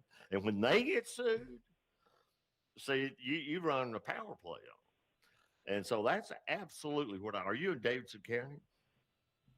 This would be, yes, in Davidson County. Yeah, so that's perfect. Their website is very user-friendly, Carrie. Go to the Davidson County General Sessions Court website. Do that web search. And it's all laid out. You do it all online. It's very kind of user-friendly. If you got any questions, you can find me on the internet and call me, and I'll walk you through the steps. But that's absolutely what I would do. Because I will bet you pigs to polecats, Gary, pigs to polecats, that when you file that lawsuit, you will get a letter from them saying, okay, you win. We're dropping it. What about some pain and anguish? Listen, kill the nearest snake first, Gary. I get that all the time. So we ain't done anything wrong. Before you worry about getting some of their money, first thing we got to do is keep our money in our pocket. Agreed. Thank you for your time. That's perfect. Thank you, Carrie. Please do that. Please do that and let me know how it goes. Just to clarify from Larry's call, the law does say that, and it was struck down. It's Hughes versus. This is one of the reasons that they're revisiting it in the legislature. I just want to clean this up. Right. It's Hughes versus Lee.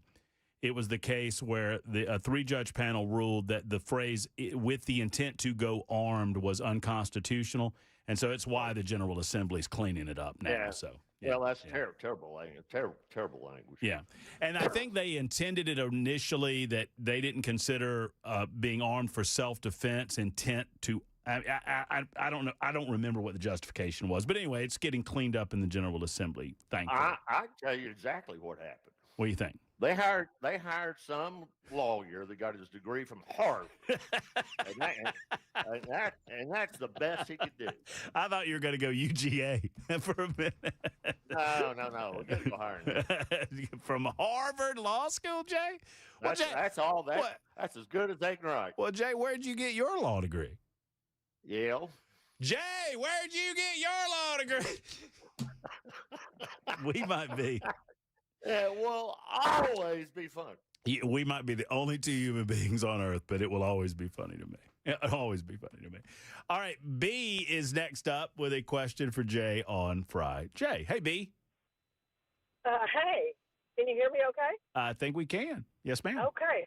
My dad passed away and left credit card debt. Right. He owns a piece of property that has a mortgage on it that my mother's living in. What happens to that debt? Well, it depends on if the debt was solely in his name, B, or if it was solely in his name. Solely in his name. So that all gets settled as part of the estate. You're probably going to have to open an estate in probate court, B, unless, there's a couple of ways you can do this. His estate, his net worth, is now this pile of money sitting over here. Assuming everything's sold. So, and that's his, not your mom's. You split the two of them up. So he's got some money. Well, the first thing they have to do out of that estate is to pay off the debts. And if there's enough money there to do that, then that gets done. And there's a couple of ways you can do that. One is to open up an estate. You'll have to hire a lawyer. And then the second is just pay it. How much money is it, Dave? About $79,000. And they have a mortgage. Whoa! 70. So you say 79? That's exactly right. Okay. Well, when you talk about the mortgage, is that the mortgage? Yeah, they have a mortgage, but there's some equity in the house, and my mom's still living in the house. Well, does she want to keep the house?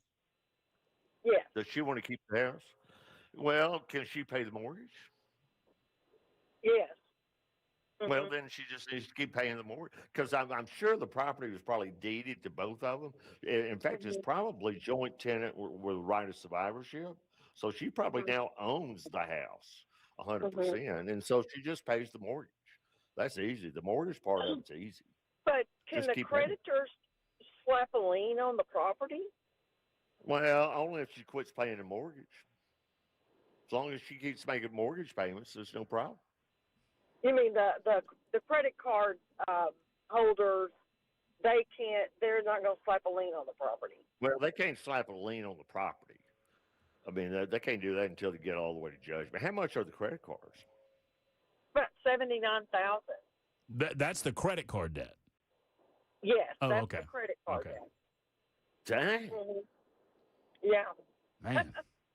Right. Reminds me of my credit card bills. How much money, if you take what they have and split it half between him and half between your mom, how much money do they have? Not much. Probably. Wow.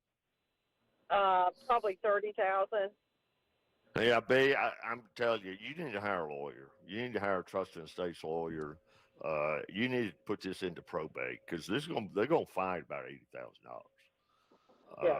And what's going to happen is they will get some money, but what you need is a court order saying that they only get 10 cents on the dollar, or 20 cents on the dollar, or whatever the math works out to be. But you're just going to have to get a lawyer for this kind of money. B, you're going to need a lawyer to work you through it. Yeah. Okay. All right. Well, thank you very much. B. I appreciate your help. Take care. Well, you do as well, B. Let's see. Question for Jay. If an individual or individuals were to have a will prepared from one of these online services and had it notarized, would we have to file it with the local county clerk's office, or would just putting it away for a later day be good enough? That's good enough. You do not pre-file wills. Okay. There's really no provision for doing that. And so, no, if you've got that's fine. You just keep it in a safe place. Mm-hmm. No need to pre-file. 7050 writes in and says, Jay, I work for a contractor. We have our estimates that deposits are non-refundable. The client has to accept the estimate to move forward in the process. We just had a client that decided to have a mood swing and cancel the work after going through all of this, and they're now demanding their deposit back. Are we in the legal right to say that it's non-refundable and that you can't get it back? This bears noting that we've gone through several weeks of back and forth with this client, and we've invested a lot of time. So, man, I would love to know what percentage the deposit is of the total amount. Mm-hmm. If it's reasonable, then I think that's going to hold up in court. Let me give you an example. Let's say it's a $10,000 job, and you got to put down a $1,000 deposit, 10%. I think that would hold up in court. Mm-hmm. If it's a $10,000 job and they say you got to put up an $80,000 deposit, and then they change their mind, right? I don't think, or an $8,000 deposit. Right. The deposit is 80%. I don't think that's going to hold up in court. Right. It's got to be reasonable, if you see what I'm saying. Yeah, so And, like a 15% or 20, even 20%, something along those lines, right? Or whatever. Something like that. But it's kind of like earnest money. When you buy a house, right? You got to put some money up front just to show you bona fides. Mm-hmm. And as contractors, that upfront money is probably to buy materials, right? For a lot of them, and particularly if they can show that they bought the materials. So yeah, I'd like, so long as the amount is reasonable. If the deposit's more than 20%, you're gonna have to explain to me why you're entitled to keep that money. 33. I got an answer, Jay. 33%. Well, that's bothering me. Just because it's in the document, it's still got to be reasonable. And I think y'all got to explain to the judge why it's fair for y'all to keep that money. Mm-hmm. Are y'all out of pocket that much money? Right. If you're not, if I'm the judge, I'm not feeling good about that. If you can show me that you went and took that money and went and bought lumber and blocks and other stuff, and now you can't use that on another job. If you're out that much money, well, then I'm with you. But if you hadn't spent any of that money and, it's just going to be 100% profit, if I'm the judge, that bothers me. Finally, Jay, one last question, and I have to give you a little bit of backstory. I don't know if you know this or not. But yesterday, the Tennessee Volunteers played the Auburn Tigers in basketball, okay? And I don't know if you know this or not. Yeah, I think you know this, that Erica loves baking, and she loves sending baked goods to the radio station. And so I know a bit of that, and I know she's a big Auburn fan. She is. Question for Jay from 4460. Would he ever play Rocky Top in front of Miss E right after Tennessee beat Auburn? And what would the consequences be in doing so? The answer to that is I would never do that. I know you would. Because unlike Florida fans or Alabama fans, Tennessee fans have class. You're not helping me out here, sir. Well, Jackson, if you did that, then we're going out behind the woodshed. It wasn't in front of her. Self-inflicted wound, as you like to say, Jay. Self-inflicted wound. It was just on the radio. Well, that's okay. That's all right. Jackson's very concerned that his treat consumption is going down considerably over the next several weeks and months. Well, now that's a self-inflicted wound. That's right. That was a free choice you made there, Jackson. Now I think Jay will appreciate how I did it. Well, why don't you tell him how you did it, Jay? This is how I did it, Jay. I said, this one goes out to Miss Erica in Mount Pleasant. Oh, jeez. See, that's... no, You're just doubling down on it. Yes. Oh, my goodness. Jackson, please don't. Please do not sully the character of Tennessee by being like an Alabama. For years, I have debated in my mind whether Alabama fans are worse winners or losers. They're not very good at either one of them. That's true. But I have now come to the firm conclusion that they are worse winners than they are losers. I agree with that. Awful. I agree with that. It's all. Yeah. Don't be a bad winner, Jackson. Don't do that, Jackson. That's Quit right. that. I'm gonna get I'm writing you a cease and desist. Holy moly, that's a big deal. That's more than just barrels. That's more than just ceasing. Yeah, that's desist. I got to do some desisting. That's exactly right. I'm giving you both barrels. Jay, I want you to have a wonderful weekend. We love you, brother, and we appreciate you. Love you, man. Take care. There's Jay St. Clair. That is Fry Jay on Super Talk 99.7 WCT, and we're going to cease and desist with Fry Jay. We'll be back.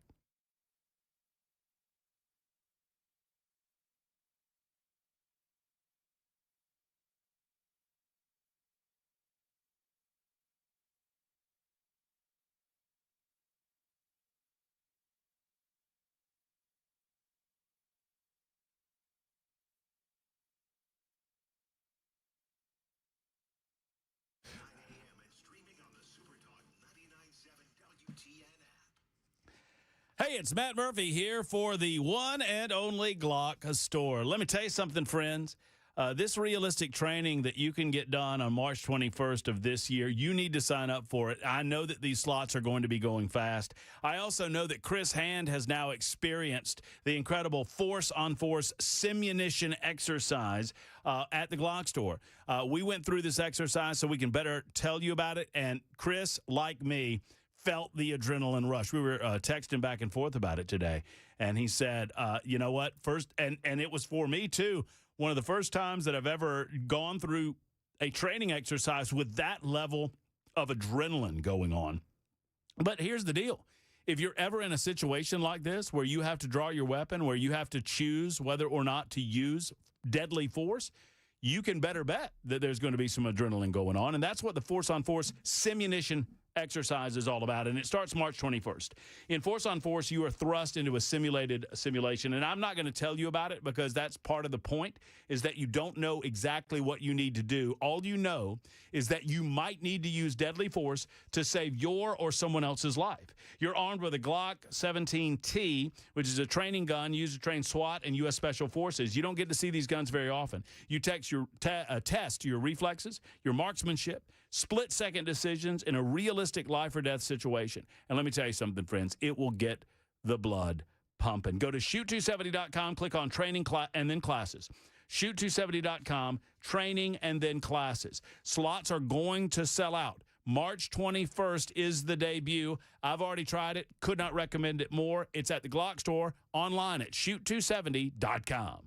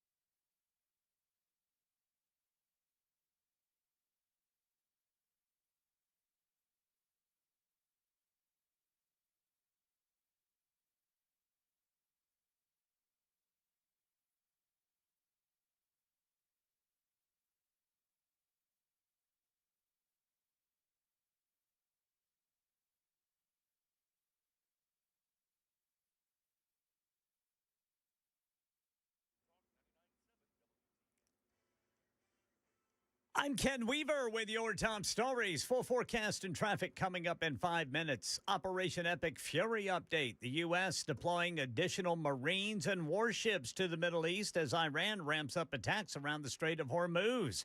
Officials say the deployment aims to secure vital shipping lanes and stabilize the region amid rising tensions. It comes as Iran is threatening to sink any ship through the Strait of Hormuz, which Bob McNally, president of the independent energy group Rapid Energy Group, says is an unprecedented situation. It's a global market, so every little bit helps. But the stark reality, the stark math here, is that nothing can really offset the size of this disruption. As my firm pointed out, by far the largest in history, twice the largest we've ever seen in history in terms of amount of oil disrupted. The only way it's going to get resolved is if that strait gets reopened to freedom of navigation. Yeah, he's basically talking about how he doesn't think strategic reserves are going to help much. Old Dominion University attack update. The Justice Department says a man is now facing federal charges for allegedly selling the gun used in the attack. Kenyon Chapman charged with making a false statement during a firearm purchase and engaging in the business of firearms dealing without a license.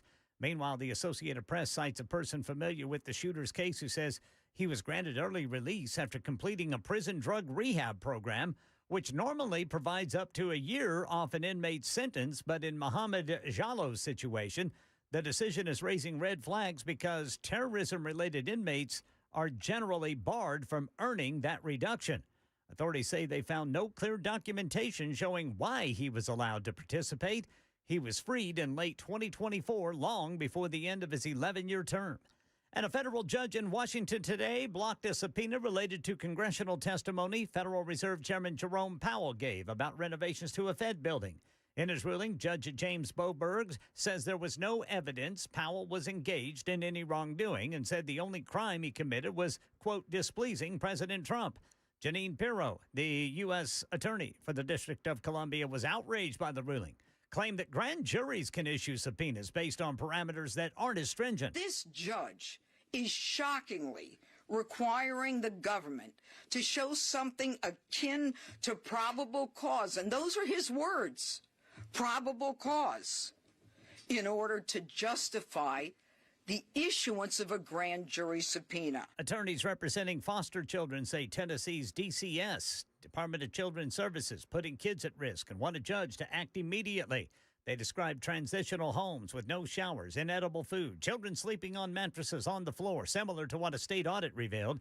State Rep Jeremy Faison says he's asked the DCS commissioner for regular home inspections and education training for foster families, but he doesn't think a total overhaul is necessary. If we're completely honest with each other, Tennessee's not alone in really having a major problem with where we're at in society.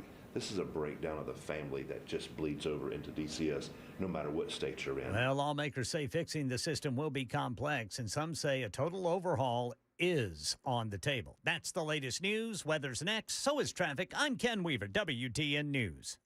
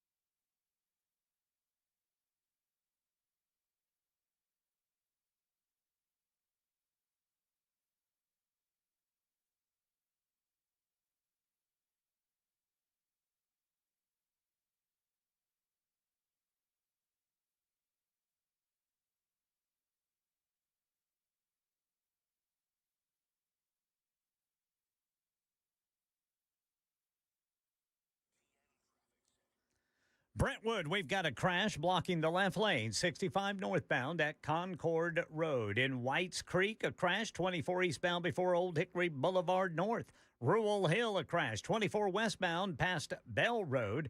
And in Hillwood, a stalled vehicle. It's on the right shoulder, 40 westbound past Charlotte Pike. And on the west end, a crash. The left side of the off-ramp is blocked, 440 westbound off-ramp to I-40 West. And in Murfreesboro, a crash, 24 eastbound at Medical Center Parkway. I'm Ken Weaver.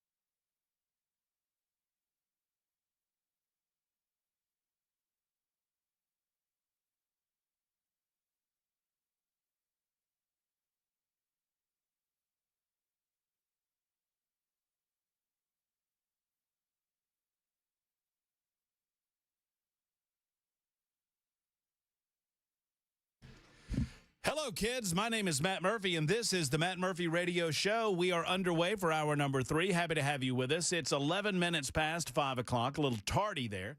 Robert's been waiting for a long, long time. You know what Robert wants to talk about there, Jackson? Episode 997.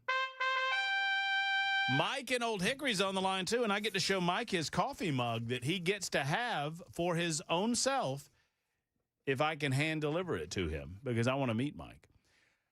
Also, you on the phone, 615-737-9986, 615-737-9986. This hour and every hour of the Matt Murphy Radio Show brought to you by our friends at U.S. Pest. J.K. and Erica Brister are fine, patriotic Americans, and I mean that from the bottom of my heart.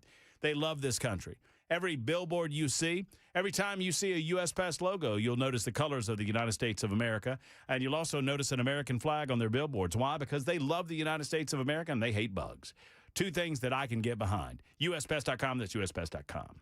All right, so I want to clean this up. I'm not here to talk for Jay, but I shared similar concerns, and Jay went a little bit further on it, on the issue of property rights versus the right of a renter to have guns on said property. And Jay is obviously correct. The Bill of Rights and the Second Amendment to the Constitution of the United States of America is a prohibition by government, or a prohibition against a government overreach when it comes to your right to keep and bear arms. It has nothing to do with private property. So if I'm holding a part, and I understand that this is a difficult concept for some, and I'm not saying that I agree with people who do this, and that's the hardest part for folks, is we live in a country where we can agree to disagree on some of these matters, and it doesn't mean that I think it's the right thing to do to tell you that it's the legal thing to do. But let's say I'm holding a big party down in Mount Pleasant, and I'm inviting everybody to come. And yes, Jackson, you're invited. Well, I don't know. Actually, I would need to talk to some other people that live in the house. I think Ms. Beasley would not mind you being there. I think Larry Munson wouldn't mind you being there, despite the fact that you regularly mispronounce their names. Munford and Mrs. Weasley. Yes, but I think there's some other residents of the home right now that probably wouldn't want you to darken their doors. Give it a week. You're just a joke. Just the tone. It's the tone. Give it a week. See, and now it's not a week. No, Ken, you and I have got to make it a point in 2026, moving from spring into fall, to over the summer months, to help educate young Jackson in the ways of women, because I don't care if they're big and heavy and don't have any handles on them. Women know how to carry a grudge, Jackson. And they'll tote one for a long, long time. I've lost to Jackson. Ken, is the ball game still going on? Yeah, apparently. Yes, it is. Okay. Well, And I mean it's not dire for the Vols, but yeah, it's still going on. what is the current score of the contest, I don't Jackson? want to talk about it. What is the current score of the contest? 67-62. There's still over 3 minutes left. Oh, okay. Well, plenty of time. All right. So if I invite Ken and Jackson and everybody from Super Talk 99.7 WTN over for a big after party after our 1,000th show. You know, today's show is 997. Yes, sir. Late. So late. Just late. Like it's getting late in this ball game. I've already said it. Give it to me. Jackson. Yes. Are you going to be an obstinate child or are you going to give me my sounder? I'm assuming that means you're going to be an obstinate child. I don't know what obstinate means. Give me my horn. 997. Thank you. Thank you. Obstinate means that you weren't doing what you were told to do. So, yes, it's 997. So I invite everybody over to a big after party for Show 1000. And for whatever reason, I lose my mind. I get a conk on the head. And I tell people, hey, y'all come to my house, y'all got to wear Georgia gear. You can't, if you come to my house, you're invited for the party, but if you show up at my house and you don't have any Georgia gear on, you're not going to be allowed in the house. Well, one, I don't think I'm going to have very many people come over. Number two, that is obviously well within my right. Believe it or not, it is just as much within my right, despite what you think you have the right to do or don't have to do with the Second Amendment to the Constitution, which doesn't have anything to do with me or private property. I'm just as much in my right to tell you that you can't drive onto my property with a gun in your car. On my property? Now, I would never do that because I believe in the right to self-defense. I believe in the ability that you ought to have to defend yourself in the case of, something going wrong and to keep and bear arms.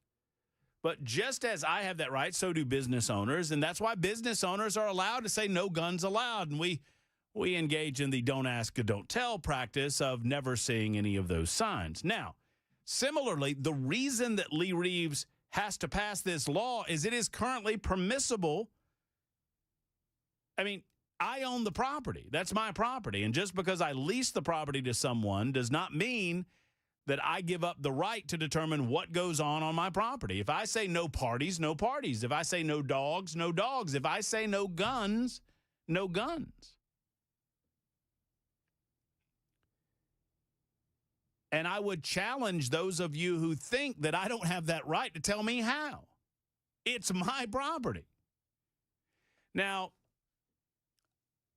I brought up the idea of making sure that if we do that it is stated clearly and up front, and Jay pushed back on that aspect of it. And I would suggest that if you don't clearly define this up front, I'm not a lawyer, so I can't speak to it, but I would say that if you don't clearly define this up front, you're asking for a legal challenge, and you most certainly are going to get one. But if you do spell it out up front, then it's up to me as a willing party to the contract to engage in the contractual agreement or not.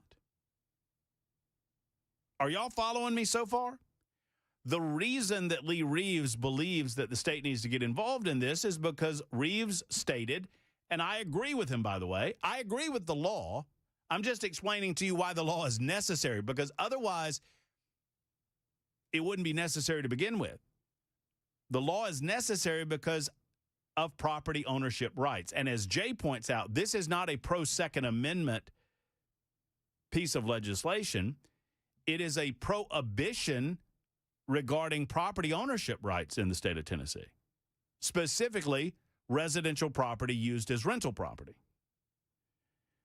They are placing a prohibition on what a property owner can or cannot restrict on their own property. So, look, I believe in property ownership rights in a similar fashion to the way I believe in gun ownership rights. And I know that oftentimes they don't get as sexy a comment or two, but I'll give you another example real quick. There was a piece of legislation in Alabama, and I don't know how Tennessee law is on this, that would require that business owners allow people to have their guns in their automobiles on the business's property. And I would have been fine with a don't ask, don't tell policy. I would have been fine with a law that stated that the business owners did not have a right to search in an automobile of one of their employees. But what this stated was that the gun, that not only did the employee have the right to bring the gun onto the property of the business owner, but even if the gun was in plain sight, the business owner did not have a right to tell the employee to remove the gun from the property. And I'm against that. I think property rights matter. And while I would not agree with the business owner's decision to do it that way, I agree with their right to do it that way. Does that make sense to y'all? I hope it does.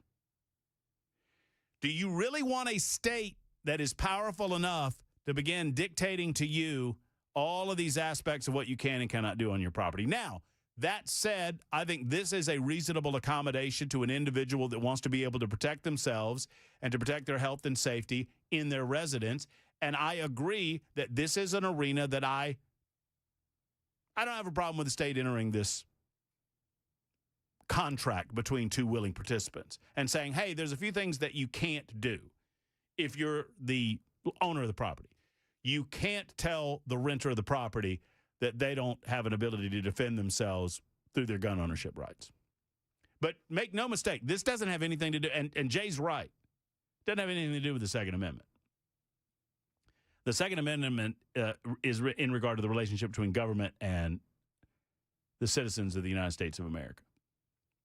22 after the hour, Super Talk 99.7, WTN. Would love to hear from you on this or any other subject. Hey, Mike is in Old Hickory, and I'm going to see if Mike wants to get his coffee mug. Robert's been holding from Loretto for a long time. Robert, hang in there. You're going to be first. Jimmy wants to talk guns. It's 22 after on Super Talk 99.7 WTN.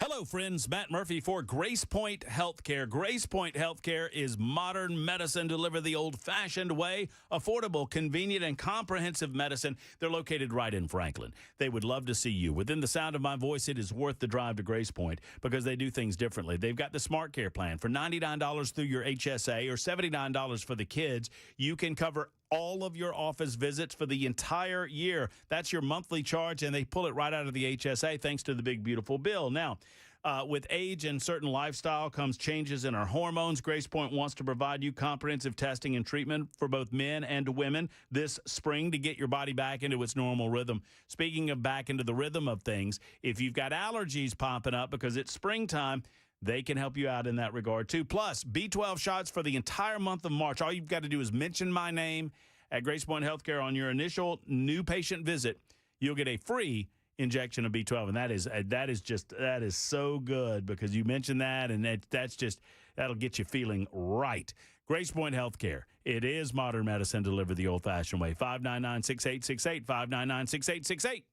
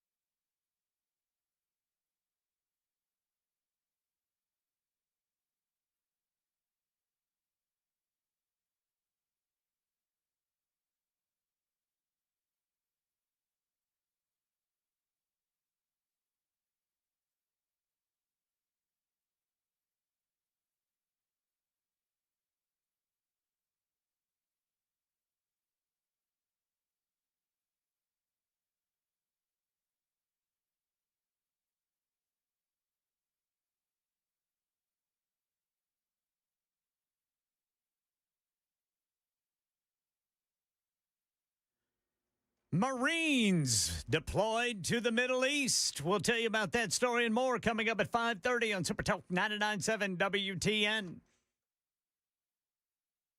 Super Talk 99.7 WTN, Matt Murphy and the Matt Murphy Radio Show.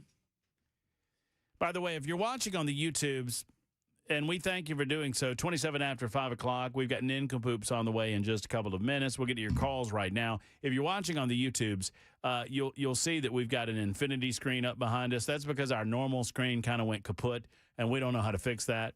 That takes a high level of engineering skill in order to fix it. But I did know how to get the YouTube pulled up on the screen back there. And in doing so, I just put our YouTube channel up. And so now there's Murphy watching Murphy, watching Murphy, watching Murphy, watching Murphy, watching Murphy, watching Murphy. It's like 8 Murphys. Hey, Jackson, how you doing over there? Horrible. Jackson. Yeah. Are you familiar with the concept of karma?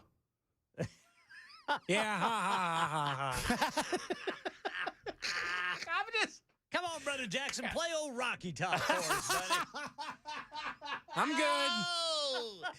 Oh, that was a Weaver, Ken. Who's just doing the news, boy? I just do the news, boys. I'll play Vandy's fight song. I can imagine what can be and be unburdened by what has been, you know? So in a little bit, we'll take a turn down a happier road. Will we? Because yes, I won't. Jackson will give us an Action Jackson sports update. Yes, no, he won't. You're not going to do the Tennessee Titans uniform reveal update? It's canceled. You mean they're not going to have the new uniforms? This is my favorite version of Jackson. The 11-year-old, I'm going to suck my thumb and not do what I'm told, Jackson. Because I'm mad and I got my lip pooched out because I'm not getting what I want on the TV screen right now, Jackson. How much are you losing by, Jackson? We already lost. It's over. Oh, is it? I'm sorry. It's a 7-point deficit. I thought it was still. I thought the outcome was still, hanging in the balance. Nope. Well, y'all are getting to the turning, right? Oh, who cares? They're in. What'd you say? Don't matter. Jackson doesn't. Jackson only wants the SEC. I just want to beat Vandy. Oh, it's fun. Well, that's fair. That's fair. It's Civil War. It's funny. Jackson didn't say that to me when I was touting the fact that Georgia has won 2 SEC championships in football in a row. Jackson's like, "What do y'all want in the playoffs?" My Jackson impersonation. Robert, thank you for holding on, man. You went through Friday. You went through Lee Reeves. You held through 2 interviews. God bless you for your patience. Robert in Laredo, you're on the Matt Murphy Show. What's going on, brother? Not much. The only person I know of who's ever had more patience than me on this planet was Jesus Christ. And I don't have anywhere near as much as he did. Well, that's true. Job had a lot. Yeah. Okay, Joe's up there above me too. Well, I don't know. I think after waiting an hour and 50 minutes, you might be equal to Job. Hey, you've had me on hold for almost 4 hours before. Oh, man, I stink. I just stink all the way around. What's going on, brother? Well, I decided I would look up the meaning of the number 997. Because with this being episode 997, thank you.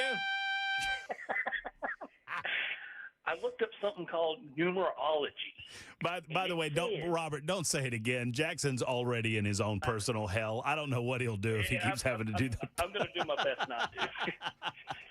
The number in question, according to numerology, it contains an inner essence of spirituality. I can't say that. Spirituality? Yeah. Okay. And according to that, it says it's a number that never ceases in its quest for deeper and more significant truths, endlessly digging to get that precious jewel of universal knowledge.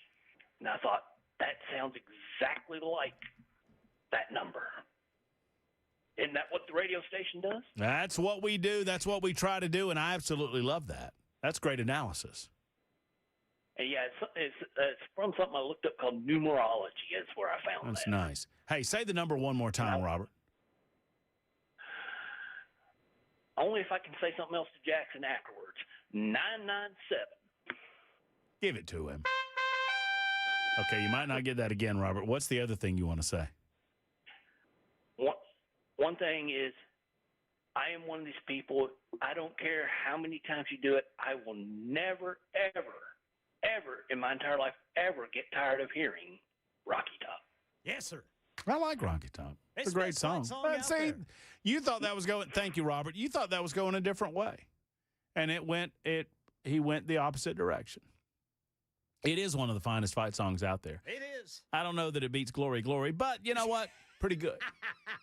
Pretty darn good. All right, 32 after the hour. We're late for the news, fellas, on Super Talk 99.7 WTN.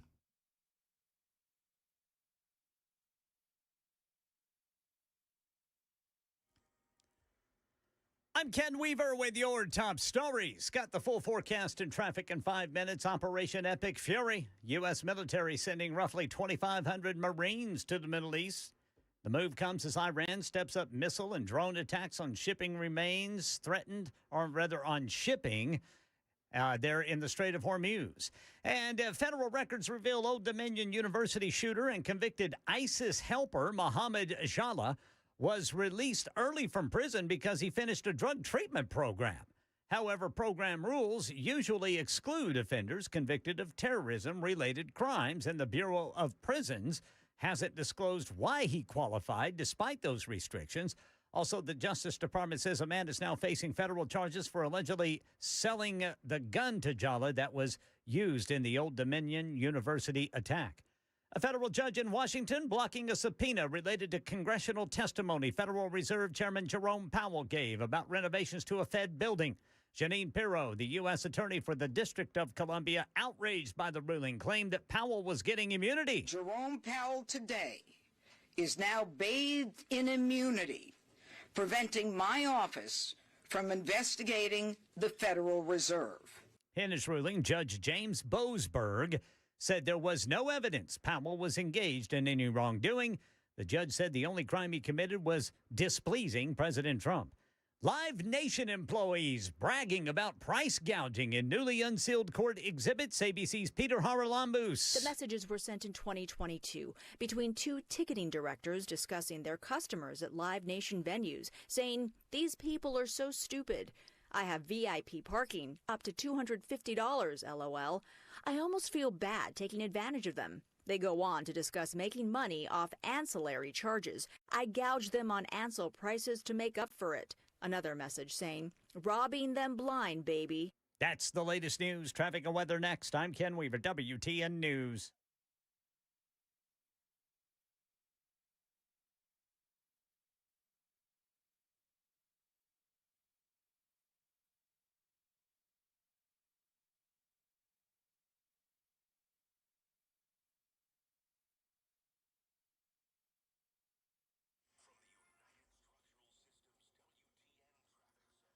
Whites Creek still got the crash. 24 eastbound before Old Hickory Boulevard North. Lebanon, a crash. 40 eastbound before I-840.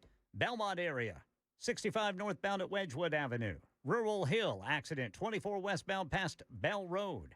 Hillwood, a stalled vehicle on the right shoulder. 40 westbound past Charlotte Pike. And in Murfreesboro, a crash. 24 eastbound at Medical Center Parkway. I'm Ken Weaver.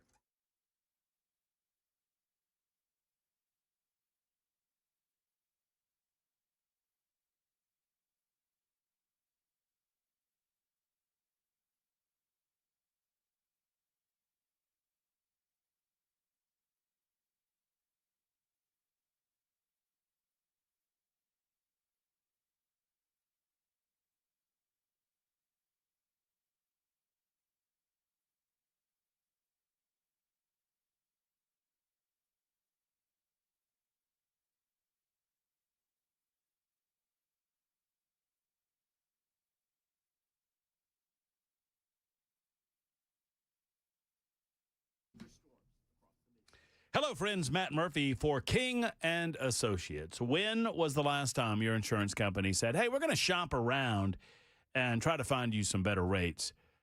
They don't do that, right? Because oftentimes your insurance company is only interested in selling you product from, wait for it now, your insurance company. At King & Associates Insurance, that's exactly what they do, is a little bit different in the sense that they shop around every single day. Instead of sticking with one company's prices, they, believe it or not, work for you at King & Associates. They search dozens of top-rated carriers to find the best home and auto rates at the best possible coverage for you and your family. No two families are alike. No two families are the same. So what you get might be a little different than what the guy down the street gets or what the family down the road gets. That's what it's all about. No hassle, no long forms, no hours on hold. The best part, they do all of the shopping for you. My man is Emery. I don't know if you'll talk to Emery when you make the call, but if you do, tell him I said hello. 615-321-8121. Call for your rates today. 615-321-8121 or tkinginsurance.com. King & Associates Insurance, where smart money shops.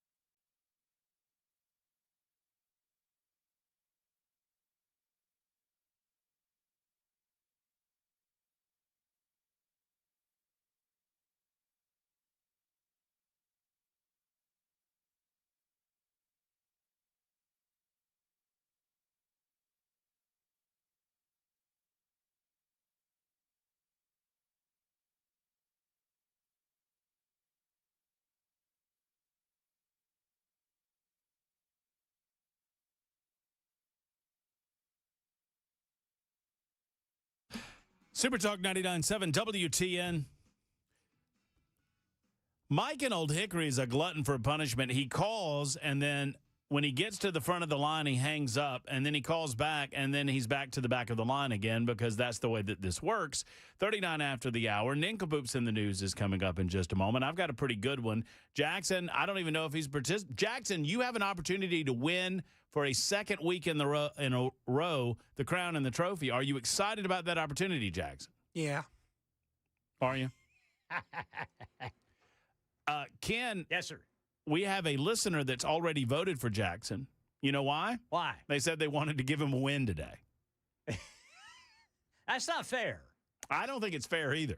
I think he needs to earn that. That's against the Nick and Poop rules. That's right. So we're not counting that vote. We're going to get to Mr. Jimmy here in just, Jimmy. I don't know if it's Mr. Jimmy, but we'll get to Jimmy here in just a second, and we'll get to Nincompoops right after that. Jimmy, what's on your mind? Well, hey, I was just talking about renting property and gun rights. Yes, sir. So, I used to call Uncle Phil, and Johnny B was a much better screener because he would really vet you. I just got put on hold, and they said, talk. Anyways, I rent a property up here in Upper Cumberland, and it's a rock quarry, and it's 6 acres, and I use it to put my double wide on because I'm white trash like that. So I leased it from an excavating company. I was shooting AKs out back one time in the rock quarry, nice backstop, and here comes the law. Crazy neighbor called him up. This guy's shooting crazy. I said, well, yeah, I was shooting crazy right down here at the 20-foot berm in the rock quarry. They said, well, is this your property? I said, yes, sir, it is. And I was not lying because when you lease a property, the property rights transfer to you. It's your property until the lease expires. So whatever you do on there, now if there's a stipulation in the lease, no dogs, no cattle. Wait, so what you just said is confusing to me. When you lease property, all the property rights transfer to you? Well, that's my house and that's my property. Yeah, because I leased it from a man. Well, now, it's not the ownership; it's the property rights. I.e., I can say my buddy can park whatever there, Yeah, and if I'm the property owner, I can come and say, Jimmy, you can't have your buddy parking his crap on my property.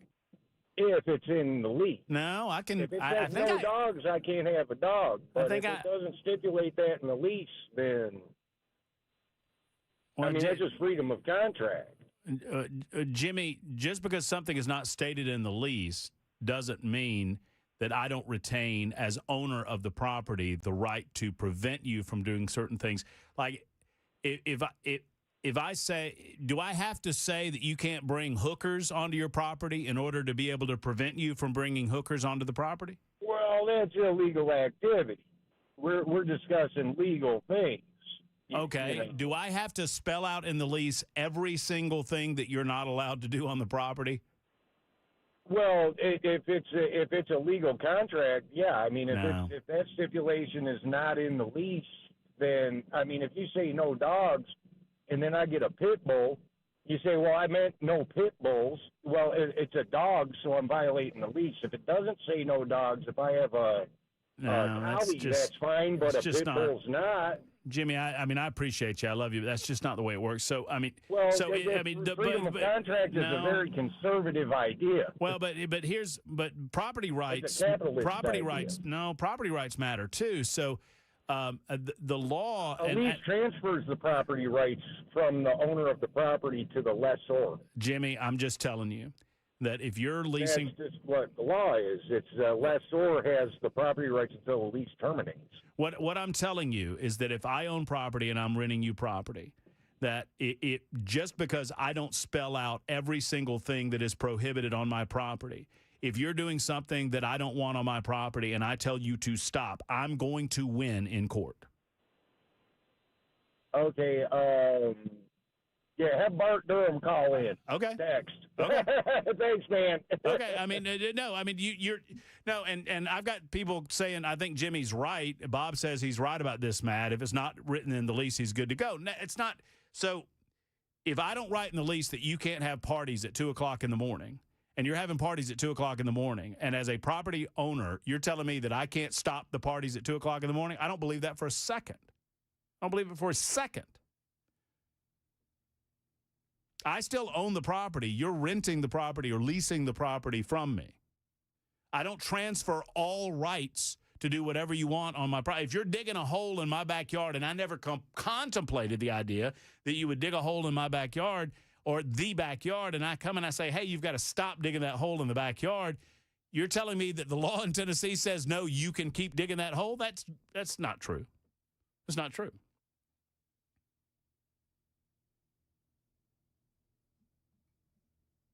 No, I'm saying, and I think Jay's going to agree with me.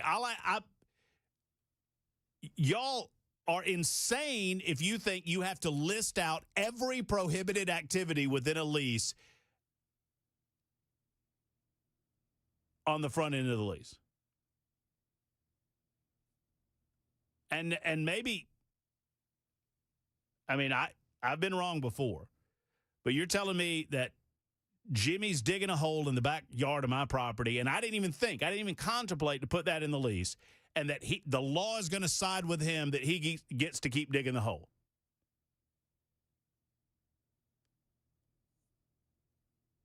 I'm talking about rental properties and contracts for rental properties. Now, I don't know if Jimmy's talking about some other type of lease. I didn't hear that part of the call.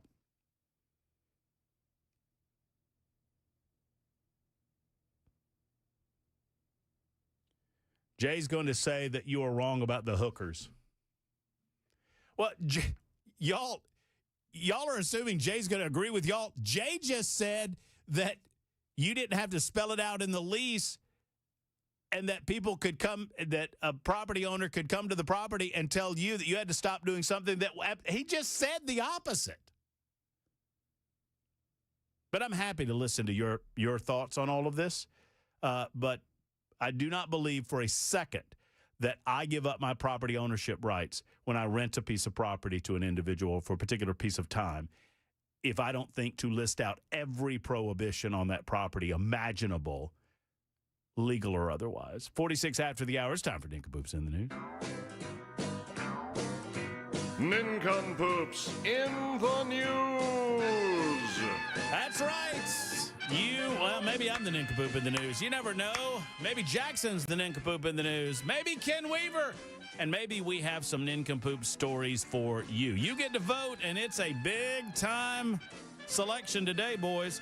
Jackson has won 2 this week. Ken's won 1. Matt's won 1. We're going to find out who wins the big trophy from Wellness Institute of Nashville. Ken Weaver, you were the big winner yesterday. Yes, sir.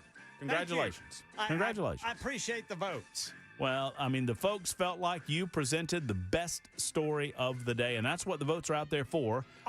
Remember, you can vote on the YouTube chat. Those votes, I think we decided that once we tally up those votes, they count 3. And you can vote on 615-737-9986. That's the super text line. Ken Weaver, you get to decide the order today. It's going to be me, Murphy, and Jackson. There we go. I like that order. Ken Weaver, your nincompoop, sir. Florida man arrested after 2 attempts to steal septic tank from construction site. A Florida man was arrested after he made 2 attempts to steal a septic tank from a construction site in Donnellan on February 22nd. Apparently, it was all caught on camera. The Marion County Sheriff's Office said its deputies responded to the reported theft. And deputies said the plan went completely down the drain after he could not maneuver the tank into his Toyota Corolla. He kept trying and trying. It just would not go into the Toyota Corolla. So, according to the footage, he continued to push and lift the tank until a Jeep Cherokee drove by, and then he drove away. But he returned to the location the next day with a rented U-Haul truck, and apparently authorities were waiting. He loaded the septic tank on a ramp and into the truck along with around $2,500 worth of electrical pipe. He had covered his license plate, the license plate, and the U-Haul identification number on the truck with tape. A detective was able to identify him, and he was arrested in Citrus County. He was charged with grand theft, unlawful use of a two-way device, and intentionally obscuring a license plate during the commission of a crime. What made him think he was going to get that in his Corolla? Yeah, that's what's funny to yeah, watch. that's not a big vehicle. If I just push it hard enough. Yeah, you squeeze it on in there, babe. Squeeze it on in there. Get it squoze all in there. Did he forget to pivot? Pivot!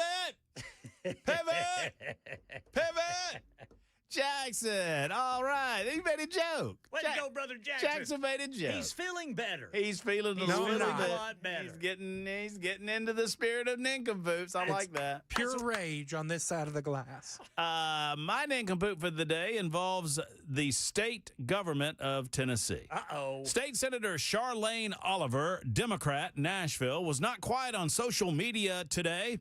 2 days after legislation she co-sponsored died at the hands of a fellow Democrat. That's right, it's Democrat on Democrat violence. The Homes Not Hedge Funds Act died in the House Cities and Counties Subcommittee Wednesday. Representative Vincent Dixie, Democrat, Nashville, introduced a motion to hear the bill, but it never received a second motion to be considered in subcommittee. That subcommittee only has one other Democrat, Representative Bo Mitchell, Democrat, Nashville. Mitchell argued the bill, which aimed to prohibit businesses and investors from buying up large quantities of single-family homes, was Trumpian in nature.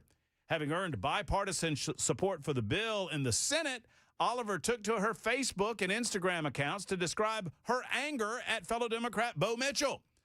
Oliver alleges in her post that Mitchell's failure to support the bill was due to pettiness. Representative Afton Bain, who sponsored the legislation in the House, won the 7th Congressional District Democrat primary in October, beating Bo Mitchell, Vincent Dixie, and Darden Copeland. Bain ultimately lost the general election to Matt Van Epps. Charlene Oliver says that was the reason that Mitchell voted against the legislation or refused to bring it up. She said on her social media post, "Fiddlesticks you, Bo Mitchell. You a low..." Hold on, I can't laugh. Hold on, don't make me laugh. "You a low-down, backstabbing, misogynistic, punk bleep bleep." Wow. What's the bleep bleep? A and B. So he's almost a BAP. She goes on. You know what you did and why you did it. You're holding a grudge because you lost the primary to a woman. Badly. Bigly. So she's doing Trump's words, right? Bigly. And because I supported her in the general, I got to catch a stray. Killing my bill was a gutter trifling move. Killing my bill as a fellow Democrat is unacceptable and unforgivable. Oliver Mitchell previously told the Nashville Scene that his decision not to back the bill had nothing to do with losing the primary. According to leaked texts published by the Nashville Banner, Mitchell said Bain might understand his vote when she owns a house herself. Bain responded by saying, "Go fiddlesticks yourself." Wow. Oliver offered similar sentiments in her post. When I see you, I'm cussing you out on sight, Oliver wrote. From bleep hole to appetite. Yeah, I got your number. But the words I got for you ain't going in a text message. And don't be sending your legislative assistant to do your dirty work, sitting in on the press conference to intimidate me and spy on me. Next time she do it, I'm bringing her to the front too, y'all. Y'all can both come and get it. A cowardly snake move. We expect retribution like this from the other side, but not Democrats kneecapping their own. Wow. Y'all? So who's the nincompoop here? All of them. They're all nincompoops. Every single one of them? Every single one of them. Was this in the chamber? This was on social media. It was on social media. Okay, gotcha. That she's doing all of this. Bo Mitchell has not responded to the Nashville Scene's request for comment. Too scared for his bleep hole? To appetite? From bleep hole to appetite. That's what she said. That's a new one. I'm going to cuss you out from bleep hole to appetite is what she said. Wow. Jackson, I want Charlene Oliver in my life. I want her as a guest on this show. I will treat her with the utmost respect. I just want this lady on the radio show. That is your job for next week. All right. There's nincompoopery all around that story. Jackson, what's yours? Jail for man in felonious karaoke rage. Pause for laughter. The man who engaged in some gunplay after suffering from a severe case of karaoke rage has pleaded guilty to a pair of felony charges, according to court records. Appearing this week before a Florida judge, Aaron Jablonski, 35 years old, copped 2 aggravated assault and gun charges in connection with an incident last year outside a sports bar in Clearwater, Florida. This is an update. Must be an update. Oh, it's an have y'all done this one? Yep. It was last March. Yeah. Are you updating? Yeah, I'm updating. Is there an update in this story? There is an update. Yeah, okay. This is the update. Tell us the update, Jackson. Jablonski, who had been free on $40,000 bond, was taken into custody Tuesday after entering his guilty pleas. He is scheduled to be sentenced on March 31st. Seen at Wright, Jablonski was arrested last year following a disturbance at 2:30 a.m. outside the Overtime Sports Bar. Police reported that Jablonski became incensed upon learning that the bar's karaoke machine was inoperable. Upset about the music, the karaoke enthusiast exited the bar where James Emery tried to get Jablonski to calm down. According to an arrest affidavit, instead of cooling off, Jablonski pulled a Glock 9mm from his waistband and pointed at the man, saying, "I don't fiddlesticking care." Jablonski, police reported, fired 1 round into the air. It was illegal for Jablonski to possess a handgun since his rap sheet includes a 2012 felony conviction for battery on a law enforcement officer. He's also been convicted of DUI, disorderly conduct, theft, resisting an officer with violence, and violating probation. Jablonski's preferred karaoke song remains a mystery, one that has not been addressed in months of court filings. What is your preferred karaoke song, Jackson? I don't really have one. You don't have any song go-to? No, do you? I do. What is it, Brother Murphy? It's Folsom Prison Blues by Johnny Cash. Mine's a Good Luck Charm by Elvis Presley. Oh, that's a good one. I need to hear Ken Weaver do some Elvis. Uh-huh. I freaking love that song. I want to be a good luck charm. Uh-huh. Sweet, sweet Delilah. I want a good luck charm hanging on my arm. A two have, a two hold, a two nine. That's how we play Nick Boots in the news. You can vote for Matt or you can vote for Ken. I don't know if, vote for Jack. If you felt like there was an update anywhere in that story, I suppose you can vote for Jackson. Well, yeah, he finally went to court, had to face the music. Well, there you go. There's the update. Friends, let's get some rock, paper, scissors going later Vote on. for Brother Ken Weaver. It is 57 after the hour. That's how we do it. Super Talk 99.7 WTN.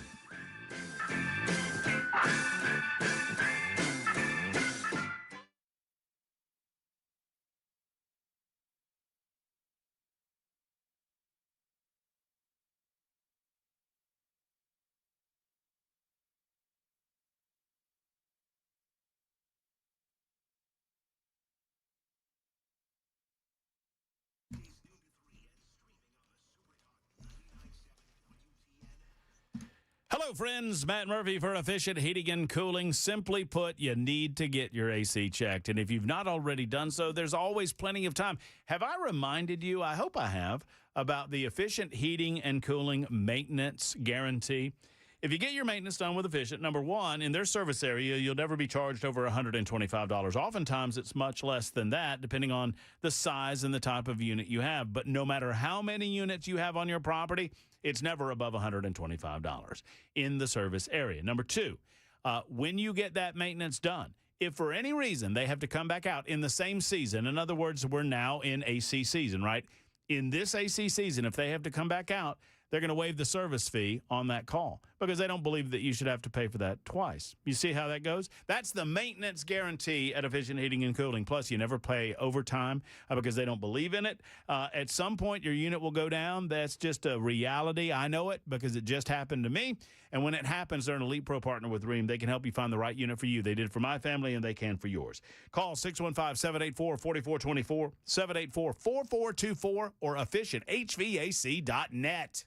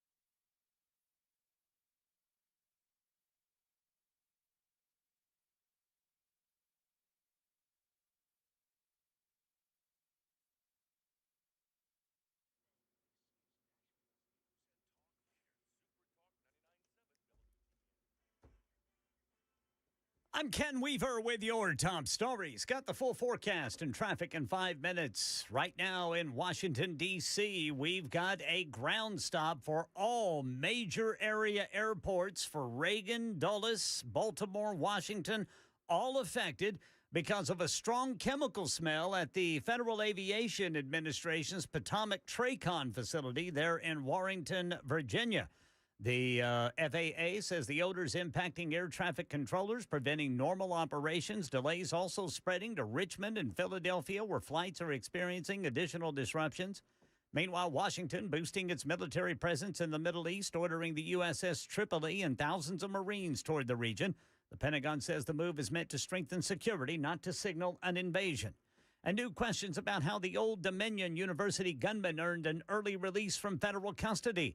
Mohammed Jala, who was convicted of providing material support to ISIS, was released early from federal prison after completing a residential drug treatment program, even though terrorism-related offenders are typically not eligible for such programs. Still unclear how he qualified for that program at all. Also, the Justice Department says a man is facing federal charges for allegedly selling the gun used in the Old Dominion University attack. And a federal judge in Washington has blocked a subpoena related to congressional testimony Federal Reserve Chairman Jerome Powell gave about renovations to a Fed building.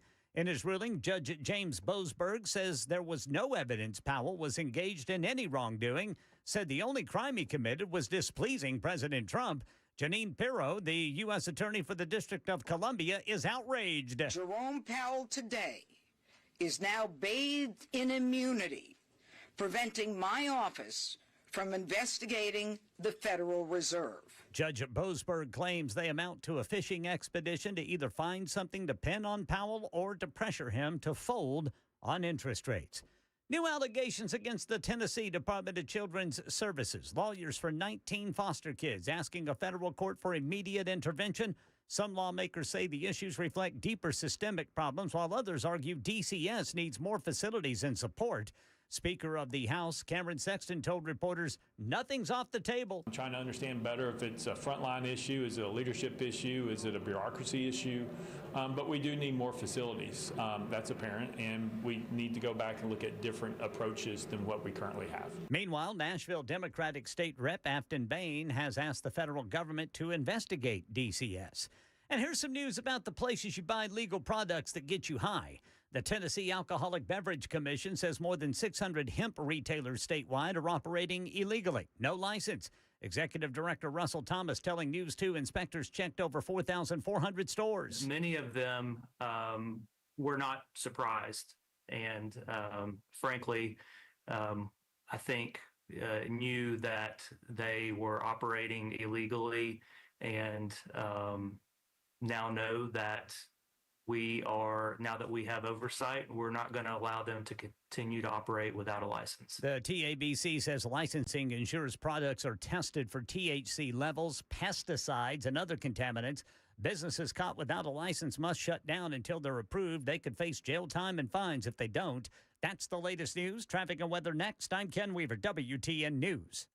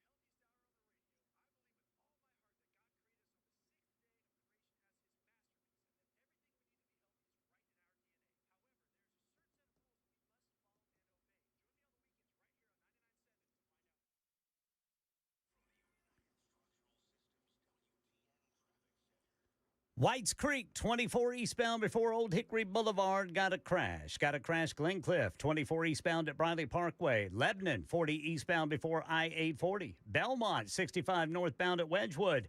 Rural Hill, a crash, 24 westbound past Bell Road.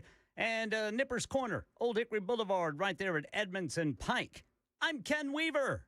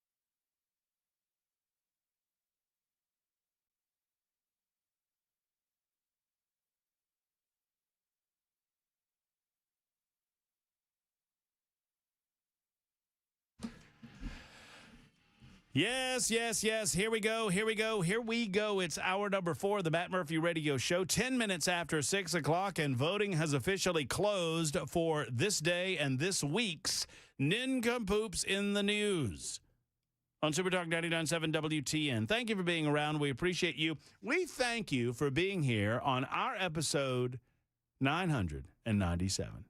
You see what we did there? 997. Which is the same as the call letters. I mean, the frequency, not the call letters. The call letters are something completely different. I'm ready for it to be the weekend. Jackson, you look like you're ready for it to be the weekend as well. Is Ken Weaver still back there in News Closet B there, Jackson? I'm here. Hey, Ken. Yes, sir. You won today. Yay! Yeah, you did. You were the big winner. Congratulations, Ken. Thank you. You are the big winner of today's Nincompoops in the News, meaning that Ken Weaver has won 2 times this week. Jackson has won. Brenda Willis is here. You see the big trophy? This is what we're vying for. My goodness. And see that? And there's a crown over there. Crown on it. Uh-huh. And so Jackson is the current holder of the crown and the trophy from last week. Do you have to parade around with the crown on? Oh, yes. Oh, absolutely. No, we do it right. But if we have a tie, Brenda, Ken and Jackson have now tied, and so they will have to engage in a round of rock, paper, scissors. Oh. We're going to do that right now? To determine Get the in big here, winner. Weaver.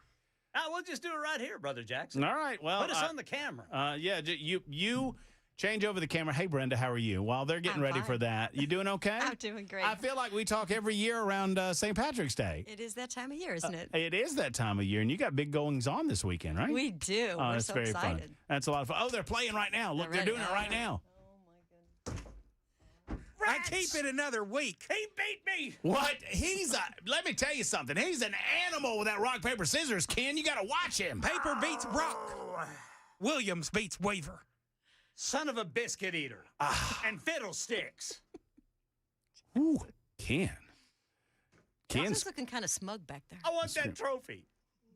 Oh, look. Oh, look. See, we got the infinity screen on.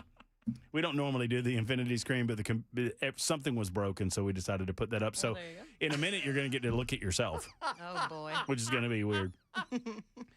Way to go, Brother Jackson. Jackson, Thank you, congratulations. I would like to say that you won it fair and square, but I think you're cheating in rock, paper, scissors in some form or fashion. I don't know how yet, but I'm going to figure it out, buddy boy. Oh, no, you tried to cheat me earlier this week. I didn't try to cheat anybody. What are you talking about?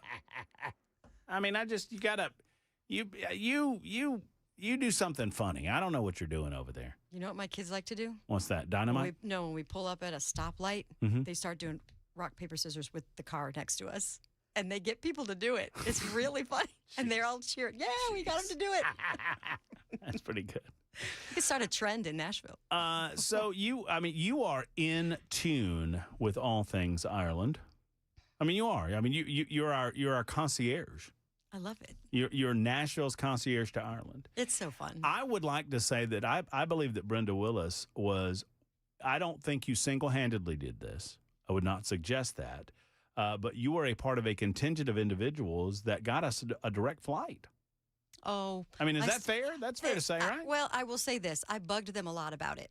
When I first got the festival going, the first call I made was Tourism Ireland, went to New York, and they gave me some money to start the festival back in 2015. But the second call that I made was to to Aer Lingus. And I was like, hey, we have a festival. You want to sponsor? And they were like, we don't have a gateway in Nashville. Oh, well, can you get one?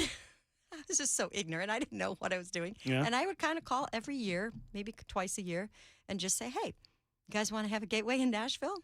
And it's 10 years, but it happened. Nice. And so I'm not going to claim any, that wasn't me. But I was knocking on the door, and I was bugging them. I'm not going to claim the credentials there. I'll say it was some of her, but she won't say it was some of her, and that's okay.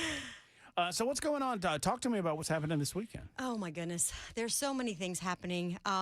So tomorrow night, we're having a big free party up on the Sky Deck on 5th and Broadway. Mm-hmm. There's going to be Irish dancers. There's going to be music. We're going to end the night with a DJ. There's going to be special food and drink and all that kind of stuff. So that's going to be fun. If you're up for parades, there's going to be a parade in East Nashville, and that's going to kick off at 10. And then on Sunday, have you ever had an Irish breakfast? An Irish, does that involve Irish coffee?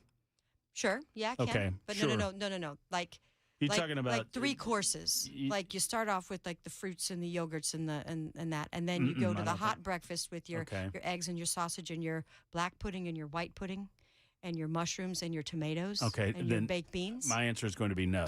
And then you finish off with like pastries and coffees and things. Oh, breakfast is an event. It's legendary in Ireland. Well, anyway, we're doing that, and then straight to bed. No, after that, right? That's how you start your day. No, that's a day ender, Brenda. Isn't it awesome? No, we're going to get you to Ireland one of these days. Anyway, it's going to happen. I say that because at the City Winery on Sunday, we're doing an Irish brunch, and Chloe Agnew is going to be there singing, talking, telling stories about Ireland while people enjoy their lovely Irish breakfast. Excellent. Sunday night, we have Socks in the Frying Pan. And that is not socks, actually, in a pan, but that is a band at the Franklin Theater at 7 p.m. Brilliant trio from County Clare. And you know what? Just look at MusicCityIrishFest.com. There's so much other stuff going on. There's stuff at the Station Inn. There's stuff here, stuff there, stuff everywhere. And it goes all the way into April because Celtic Woman is going to be here. April 1st at the Fisher Center. Riverdance 30. It's been going on for 30 years. What? It's going to be at TPAC on the 3rd and 4th, I believe, of April. So we're going all the way to April. And I don't know how they stay so still up top when they're moving so fast down bottom. Yeah, well, it's an art. We can give you a lesson. Oh, come up to the Sky Deck tomorrow. We'll teach you how to do a jig. I think it's best if I watch and enjoy others. Did you see doing this? You see this? What do you got there? Look at that. The Preds. You got her. Look at that. Yeah, How about that? The Preds are having Irish Heritage Night on the 24th. Nice. During one of their games. Oh no, move it like in front of. Yeah, there you go. So everybody can see it on TV. That's nice. That's a great look. No, that's a good look. They're very excited about it. They should so be. Are we. So there's going to be some Irish entertainment and some Irish food during the pregame reception. So you can check that out. There's not a lot of space for it, so everybody needs to get their little tickets fast. Preds versus Sharks, and that is, when is that? Does it say 24th. Here? On the 24th. Yes. That's Irish Heritage Night. That's pretty cool. We're going to start trying to make that an annual thing. Yeah. I mean, this hasn't been done before? This is the first time? I think so. I think she said it's the first time they're trying it. So, am I confused? And oftentimes I am. Maybe. Oftentimes I am. So, this is entirely possible. All of these things are going down over the weekend. Mm-hmm. Now, and St. Patrick's Day is on the 17th. That's Tuesday, yes. Mm-hmm. And I'm certain that there'll be plenty of fun activities, informal activities going on, maybe even formal activities going on the 17th. Well, but has it always been the case that we try to slide it back to the nearest weekend? Yeah, the weekend is because that's when people want to go out and just be out late. Now, Tuesday on St. Patrick's Day, the best thing I can recommend is going to McNamara's Irish Pub. Now, it's in the Donaldson area. Now, McNamara's is going to start in the morning, and they are going to have music, and they're going to have food, and they're going to have drink, and they're all day long. So get there, enjoy it. It's going to be authentic and wonderful. But the cool thing is McNamara's does this all year long. I mean, they don't go all day like on St. Patrick's Day. Mm-hmm. But you can always go to McNamara's and get a proper cup of tea. And that's a thing, a proper cup of tea, and lovely Irish food, and hear great Irish music, throughout the year. Well, So, what's the difference between a proper cup of tea and a cup of tea? well, it's nice and hot. It's in a teapot, Uh-huh. and it's a certain brands, these Irish brands of tea. And you know how in America, like sometimes things just aren't hot. In Ireland, they're very hot all Sure. the time. Okay, that's fair. And there are a lot, and I'm not saying this. I love McNamara's. Don't get me wrong, but I have noticed that there are many Irish pubs. I mean, some better than others. Not many. There's one. I know there's the Lost Patty, and there's McCreary's in Franklin. There's one in. Is that McCreary's in Franklin? Yes. I thought there was one that started with a Q. No, there might be another one. Yeah, there might be another one there too. Maybe I'm talking out of turn. I think there's at least 4 or 5. Well, the funny thing is, maybe that's there's not like a lot. 4 or 5 per block in every town in Ireland. I mean, it's like there might be 20 in a little town. It's like a sports bar around here, right? Right, exactly. I mean, it's like Broadway, Yeah, that's the way they roll. In Ireland, those would all be Irish pubs, and there would be music in them, and there would be, all the food and drink. Temple Bar, I got it. Yeah, I got it. I'm there. Kind of touristy, but yeah. Well, I was a tourist. What was I supposed to do? We can fix that. We can get you to the local places. We got to go to Ireland. Okay. Well, I'm down for that. We've got another trip that you are coordinating with our good friend Joni Bryan that I want to talk about after we take a break. Yeah. Because I'm very excited about this possibility of people getting to walk in the steps of George Washington later on this year. But you got to get in on this quickly, folks, and we're going to tell you how coming up in just a moment. 20 after the hour, our guest is Brenda Willis. We're talking about all things Irish Festival and all things Ireland and all things St. Patrick's Day. If you want to get in on it, hit me up, 615-737-9986. Back in a moment.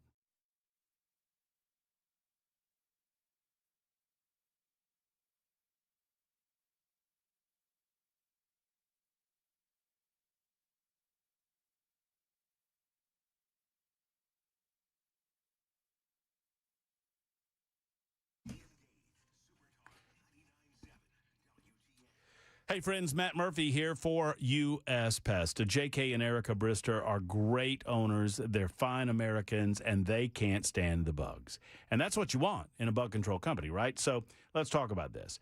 The purpose of pest control is kind of simple, right? I mean, I know that bugs are icky and creepy, and you don't want them in your home and, messing around with your stuff.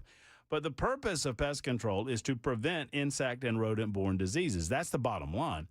Also, you need to prevent the ick factor as well. When you get full-service pest control with U.S. Pest, it's a 100% money-back guarantee, and they deal with everything that comes to Tennessee, everything that comes with, termites and ticks and fire ants and spiders and silverfish and roaches and ladybugs. My goodness gracious, a lot of ladybugs in Mount Pleasant. We're getting rid of them thanks to U.S. Pest. They also do termite protection with a 100% money-back guarantee on preventative and corrective service, as well as crawl space service available for you. I love U.S. Pest. Love the fact that they're fine Americans. Growing company by leaps and bounds. They're always hiring at U.S. Pest because they're always growing. So if you're interested in that, give a call that way. Or if you're interested in pest service, you need to get on the plan. They're going to be better than the current provider that you have, I can tell you that. Or if you don't have one, go to uspest.com or 590-1260, 590-1260 for U.S. Pest.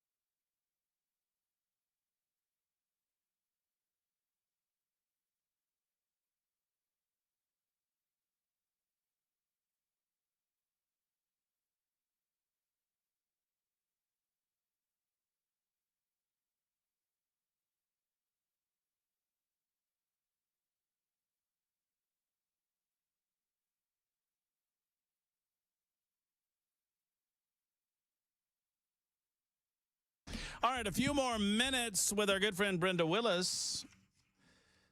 She is our concierge when it comes to all things Ireland, and we have her on more often than just St. Patrick's Day. But Brenda hit me up and she said, "Are you going to have me on for St. Patrick's Day?" And you know what happened? I told you coming Sneaks upstairs. up on you. It sneaks up. I don't know why it sneaks up on me, but it sneaks up on me. I don't know. It's the same day every year. See, I start thinking about it like March 18th, really. Right. But then really, you really get excited about it September 17th because that's the halfway to St. Patrick's Day mark. And it's very typical to have a hoolie, which is an Irish celebration for the halfway to St. Patrick's Day mark. Well, sure. I mean, any reason to have a party.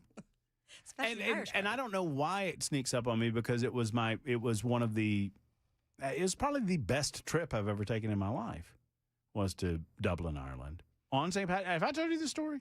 You didn't remember a lot about it, but well, I was well, Brenda. I mean, look. Okay, I just threw you under the bus. I just threw you under the bus. The green bus. No bus. Now I realize I did tell her about Yes, it. you did. Yes, I did. All I know is that there were 8-year-old kids bringing me beers at 9:30 in the morning at their father's request. Oh, my. And I can't do an Irish accent, so I won't try to do an Irish accent. But all I know is that, we went, a group of us went, and we had planned this trip prior to 9/11.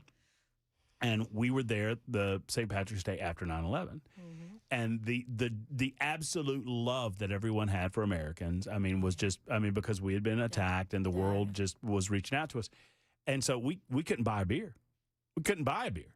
And we sat on O'Connell Street at a bar before the parade. You got to get in place at like 8:30 in the morning. Oh, yeah. And this little, and we didn't, and it's just a different world. It's just a different, Dublin's a big city, as you well know. Oh, yeah.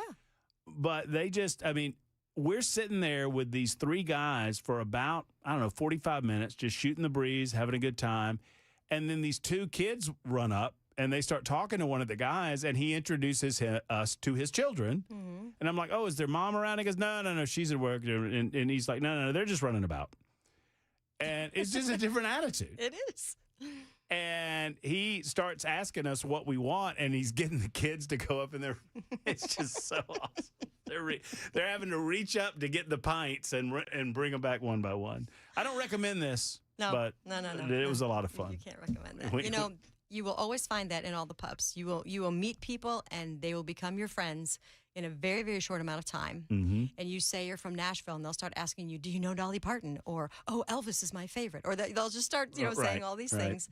But there's this lovely saying by Yeats: "There are no strangers here, only friends you haven't yet met." And it is so true. Yep. It is so true. You will have the loveliest time, and it's not just for the bars and the drink and all the lovely sights. No. It's for the people. No, my most vivid memory was for some reason, I remembered it as St. Patrick's Cathedral. I don't think that's right. I think you disabused me of that the last time we talked about this. It's near the Guinness factory. It's right downtown. It's a cathedral right downtown. There's Christ Church Cathedral and St. Patrick's, and they're not very far from each other. So it could have been either one. It could have been one. Yeah. This is the one where the king from 11 something is buried in. Is that Christ Church? Okay. Christ Church. He was buried in the catacombs, and we go down there, and I remember distinctly. I'm 20, 3 years old, 24 years old, and I'm looking at a king that was buried in like 1166. I might be wrong on the years, but it's something like that. And I'm like, America is not as old as he had been buried there at the time that America was formed, right? Like, he was there longer than America has been in existence before we were. It's just fascinating that we are so young as a nation, and I don't think you recognize that until you go to Europe. Right. Did you go to the Brazen Head pub in Dublin? Right out on the front, on the sign, it's painted, started in 1198. No, we did not, but I think we walked by it. It's like, and there's some of the, and there's some in that part of the world that they don't even get to the thousands, right? They're like what's the oldest pub in the world? It was like 980 or something nonsensical like that. Yeah, well, they've been around a long time. Been around for a minute or two. Let's talk. I tell you what, we've yammered long enough. We're going to have to wait to talk about the other. So we'll get to the news when we come back. Your opportunity to go. Look, I understand that New York City has its own reputation, but there are reasons, good reasons, to get to New York City. And I know that many of you are like, I wouldn't go to New York City on my own. Well, I've got an opportunity for you to go to New York City in a structured environment and see the places that you need to see. We're going to talk about these things. And you get to walk the same walk that George Washington took after taking the oath of office and becoming the President of the United States of America, the first one. We'll talk about that next on Super Talk 99.7 WTN.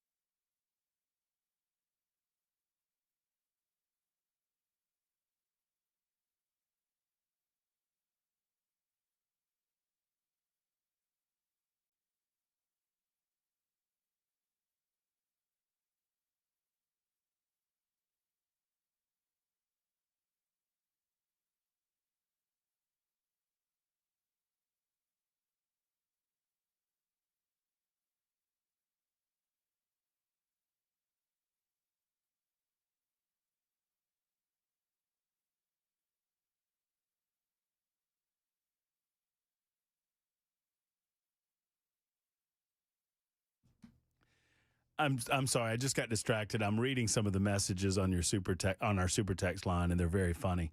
Like 5644 says, "Manly, yes, but I love Irish Spring. Best swimming hole soap ever."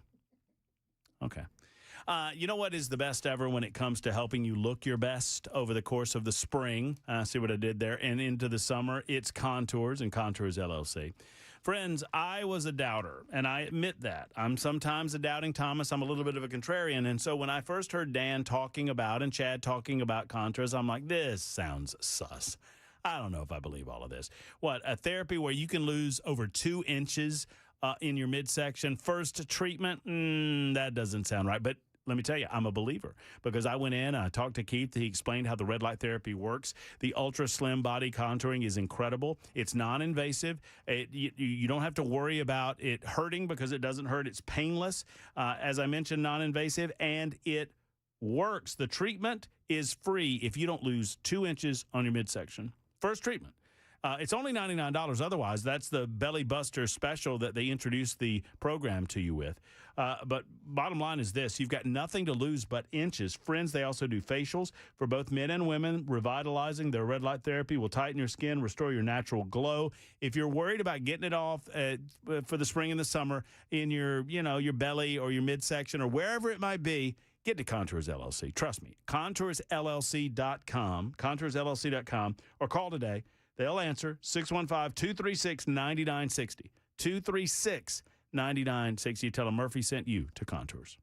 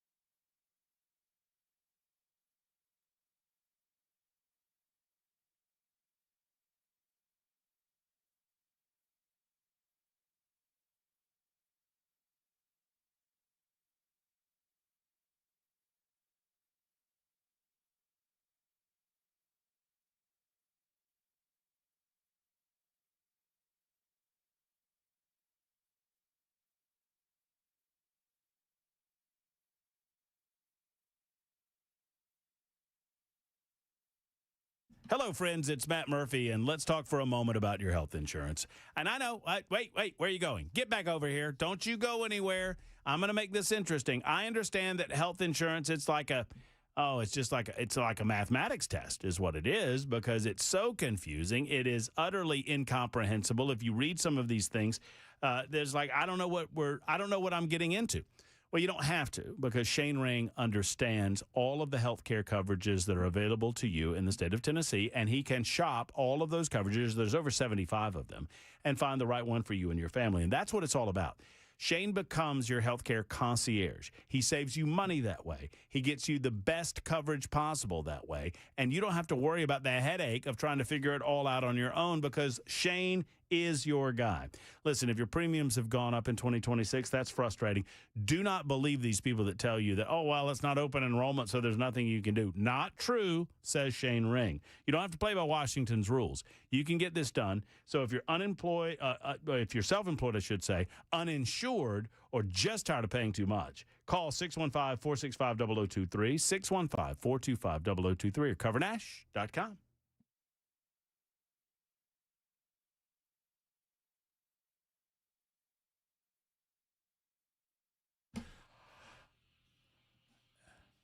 All right, Steve wants to talk. All right, you're going to have to. Well, I can help you out. You'll be able to hear Steve on the studio monitors, so you won't have to put on those headphones, because Steve wants to talk to you or ask about an Irish band. Oh, Brenda Willis is with us.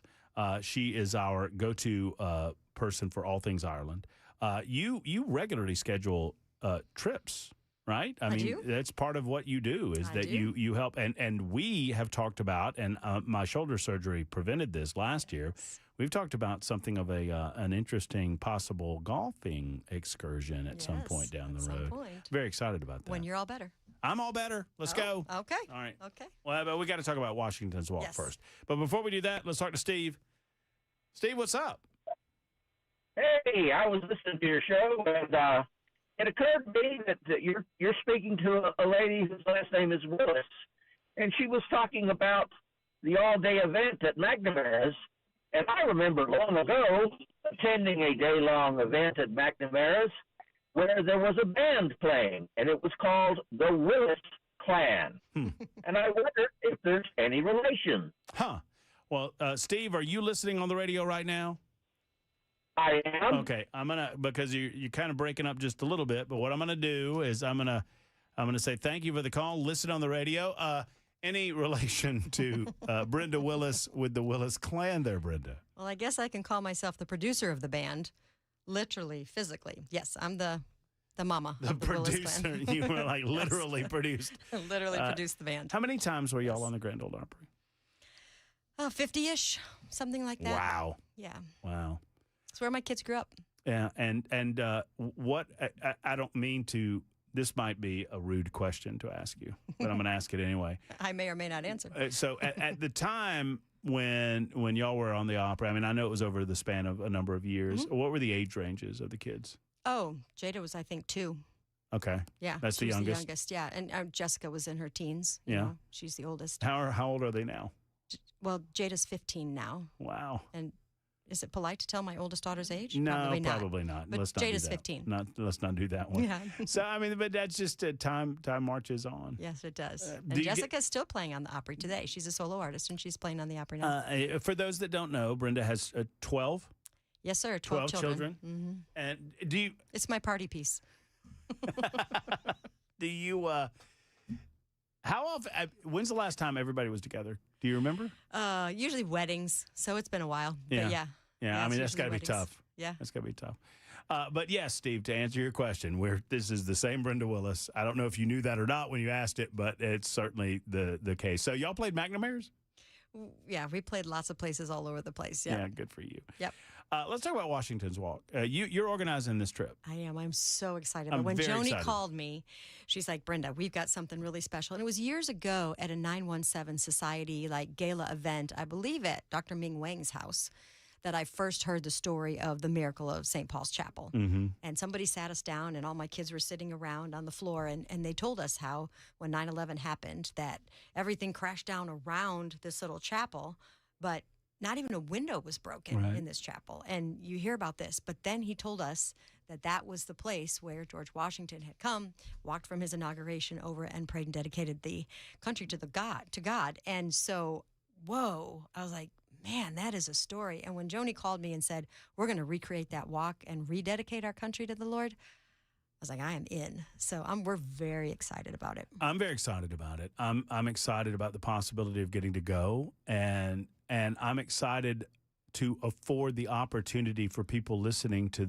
the show that you would get to go. And here's what excites me the most. I mean, obviously, the chapel, the walk, the experience of going from where Washington delivered his inaugural address to the chapel, France's Tavern, which he went there, and probably had a little courage, because it was a big day. But we get the opportunity to do that in the same spot. I mean, with all of the world that has changed around us, these are the things where Washington really fomented the spirit of independence and liberty that founded this country. That's just an incredible opportunity of experience. But also, and you and I talked about this when you first approached me with it, that I love the idea. People obviously have become somewhat fearful of New York City. Mm-hmm. Rightly so. I mean, you don't know what's around any corner. And a lot of our listening audience would say, there are places and things that I would love to go do in New York City, but I wouldn't want to go do them for fear that, I don't know where I'm going. I don't know which way is up. I don't know which way to turn. This is an opportunity for you to do these things that you want to do in New York City in a structured way, without having to worry about how to get from here to there, because Brenda takes care of that, without having to worry about where you're staying, because Brenda takes care of that, without having to worry about flight, because it's like, is all-inclusive the word that you would use? Yes. Yeah? Yeah. Right? And it includes, talk about some of the things that we're going to do on this trip. Well, we definitely have to go to the 9/11 memorial. So we're going to do that. And we're going to, of course, go to Federal Hall one day before we do the walk. We're going to get to spend some time there, and we're going to get to this is an unhurried thing because we want you to actually absorb it and spend the time there. We're going to another pub called the 76 House. That's a little bit away, but it's right next to a place where George Washington actually stayed for a winter, and for maybe not the whole winter, but at least a couple of months. And then next door is the tavern where he would go and he would meet with his guys. And everybody says it's haunted and all these kind of cool things. But yeah, we're going to do the 76 House. Of course, we're going to go to the Statue of Liberty as well. And then, of course, yes, like you mentioned, France's Tavern. And so we're going to do some of the really cool things. It's not a long trip. It's only 3 days, so we can't do that much. But the things that we're doing are very significant. And I think it's going to be a lot of fun. It's funny because I in my 20s, I had a great friend one of my best friends at the time that lived in New York City. She was trying to be an actress. And I would go visit her every year. And I've never been to the Statue of Liberty. I've been to New York City probably 20 times, and I've never been to the Statue of Liberty. Oh, wow. So I'm excited. It's weird, because you've seen it, blah, blah, blah, but it's one of the things that I'm most excited about. But I will say this. If you love your country and you want to fall back in love with your country and the people that make her great, obviously Washington's Walk is a part of that, and the chapel's a part of that. The 9/11 Memorial, have you ever been? I have. It is incredible. It is incredible how they honor the best among us that died that day, and how they remember and memorialize, and they don't shy away from it. I mean, it is right there for everyone to see. The survivor tree is incredible. You know what? Just be prepared to be very emotional on this trip. I mean, you were talking about the Statue of Liberty, and I was about to say, you're going to cry. I'm just saying, when you get there, when you get close to it, you are just, the emotion just wells up when you think of the significance of so many of these things. And we're doing so many of them. Just be prepared to cry every day. It's going to be amazing. Yes. And I think it will be one of those things that you will look back on and be like, I am so glad I did that. It gave me a different appreciation for our country. And I mean, there's the modern things like the 9/11 thing, and then there's the really old things. Old as in American old, not like Ireland old, but, old for us, our first things. And really, and of course, this is the year of the 250th. So that's exciting. So it's a really special year to do it. And I mean, don't forget, and Brenda, you talked about this the last time we spoke on it, I think when Joni was here, that, I mean, this was the epicenter of our nation's government at the time, right? I mean, they kind of created it all in Philadelphia, moved it to New York. Washington, D.C. was not a thing. Yeah, not back then. They were creating it as a thing, but I mean, all of this started in New York. And I know so many people that you bring up the 9/11 Memorial or the Statue of Liberty or some of these other things in New York, and they're like, you know what, I would love to see that, but I'm never going to see that because I'm not going to New York. Yeah.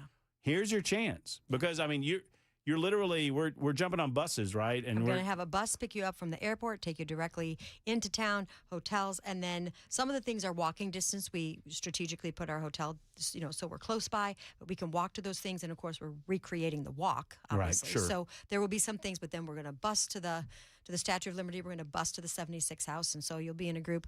You know what? I've done tours. I've done tours with radio hosts, and she has said, can I say that on radio? Devin O'Day, she was a dear friend. Yeah, Devin O'Day's a dear friend. She was on WSM radio for years. And we did a tour, and she says, all you people out there that want to travel, but you don't want to travel alone, come with us. And it just makes such a difference, because there are things that people want to do, but they're like, I don't want to book it. I don't want to book a flight, or I don't want to this or that, and I won't be alone. These group tours are specially for that. And it is, when you go to 917society.org, and the Washington's Walk will pop up, and you just click on the link, you'll see the price point. It's under $3,000. It's like 24 something. Okay, 2,500. And that is virtually all in. That includes many of your meals. That's too. a breakfast every day. I believe it's a dinner every day, or most days. It's your flight, it's your hotel, and it's your bus transportation. It's pretty much everything. And all admissions. Yes, admissions to whatever we're doing. Yes. Yeah. So you don't have to worry about I mean, if you want to buy some souvenirs or whatever, obviously that's on you. Yeah. But for the most part, everything's taken care of with that one price. And I asked Joni, I was like, well, this is a wonderful fundraiser. And she said, no. This is not a fundraiser. No. We're doing this in the spirit of God. We're trying to call on Nashvillians and Middle Tennesseans to rally around the spirit of getting this nation back to God. And she said, we're doing this at cost. So, I mean, literally, this is not raising money for anything other than we're just paying for the experience.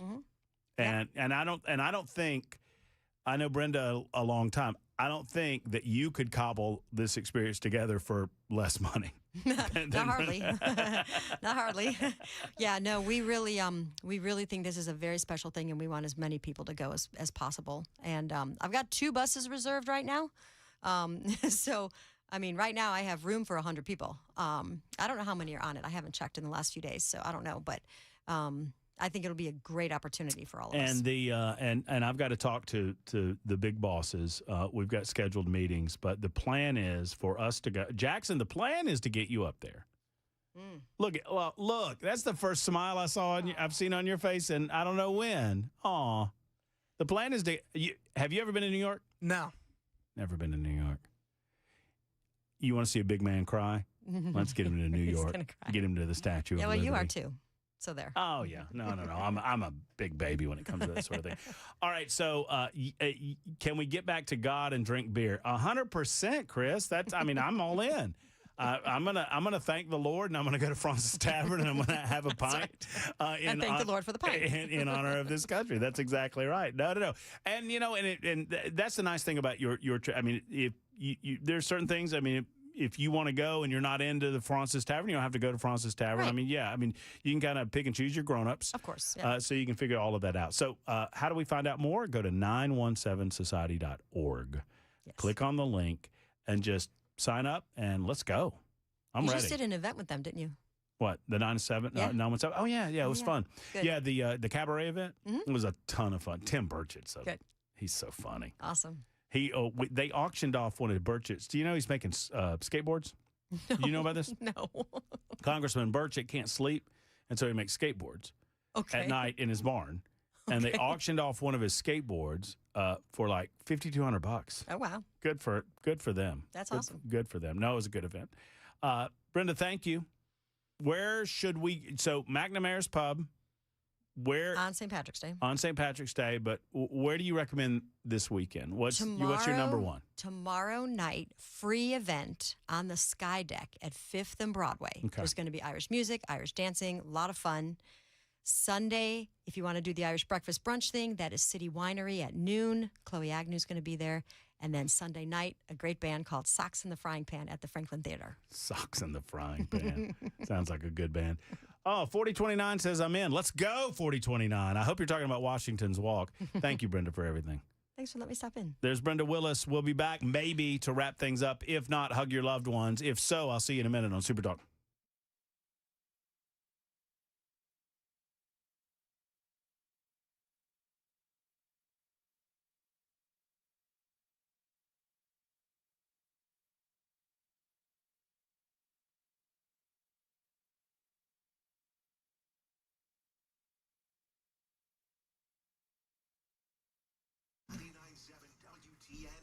Hey, friends, Matt Murphy, as you are out and about this weekend, if you're around Franklin, I would encourage you to get on. If you know the square, everybody knows the square in Franklin, right?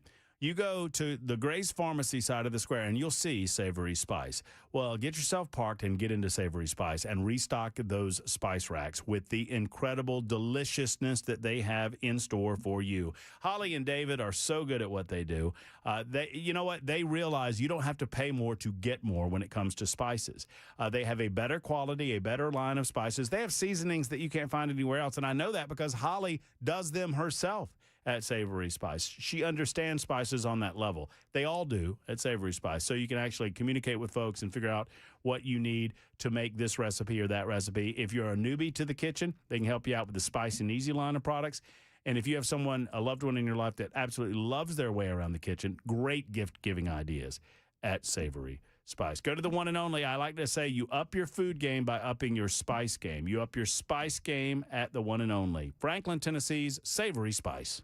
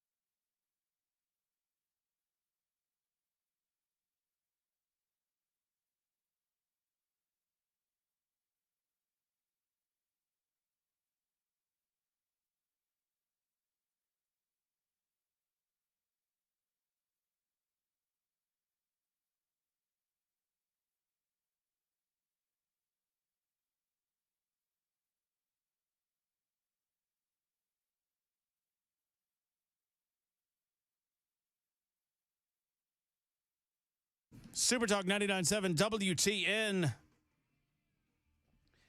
Winding down a lively Friday edition of the Matt Murphy Radio Show. And thank you for Brenda Willis stopping by, telling us all about Washington's Walk and everything going down with regard to St. Patrick's Day this weekend and into next week.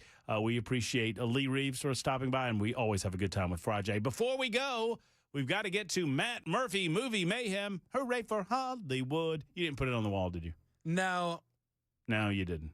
You were too distraught, despondent over the Vols' loss against the Vanderbilt Commodores. Okay, well, let's do it one way or the other. What's my movie this weekend, Jackson? You go first. Your movie is Real Genius. Don't knock it till you try it. Val Kilmer. It's a great. It's a comedy.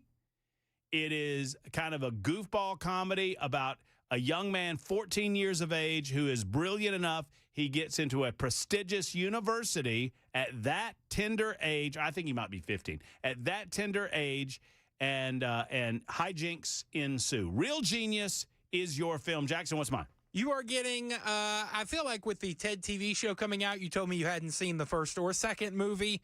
You're getting Ted, the original Talking Teddy Bear movie. Right. Thank you. That's great. Don't watch it around Miss E, right? The first one's, I think, pretty mild. I haven't seen it in a while. Pretty mild? Are there a lot of fiddlesticks?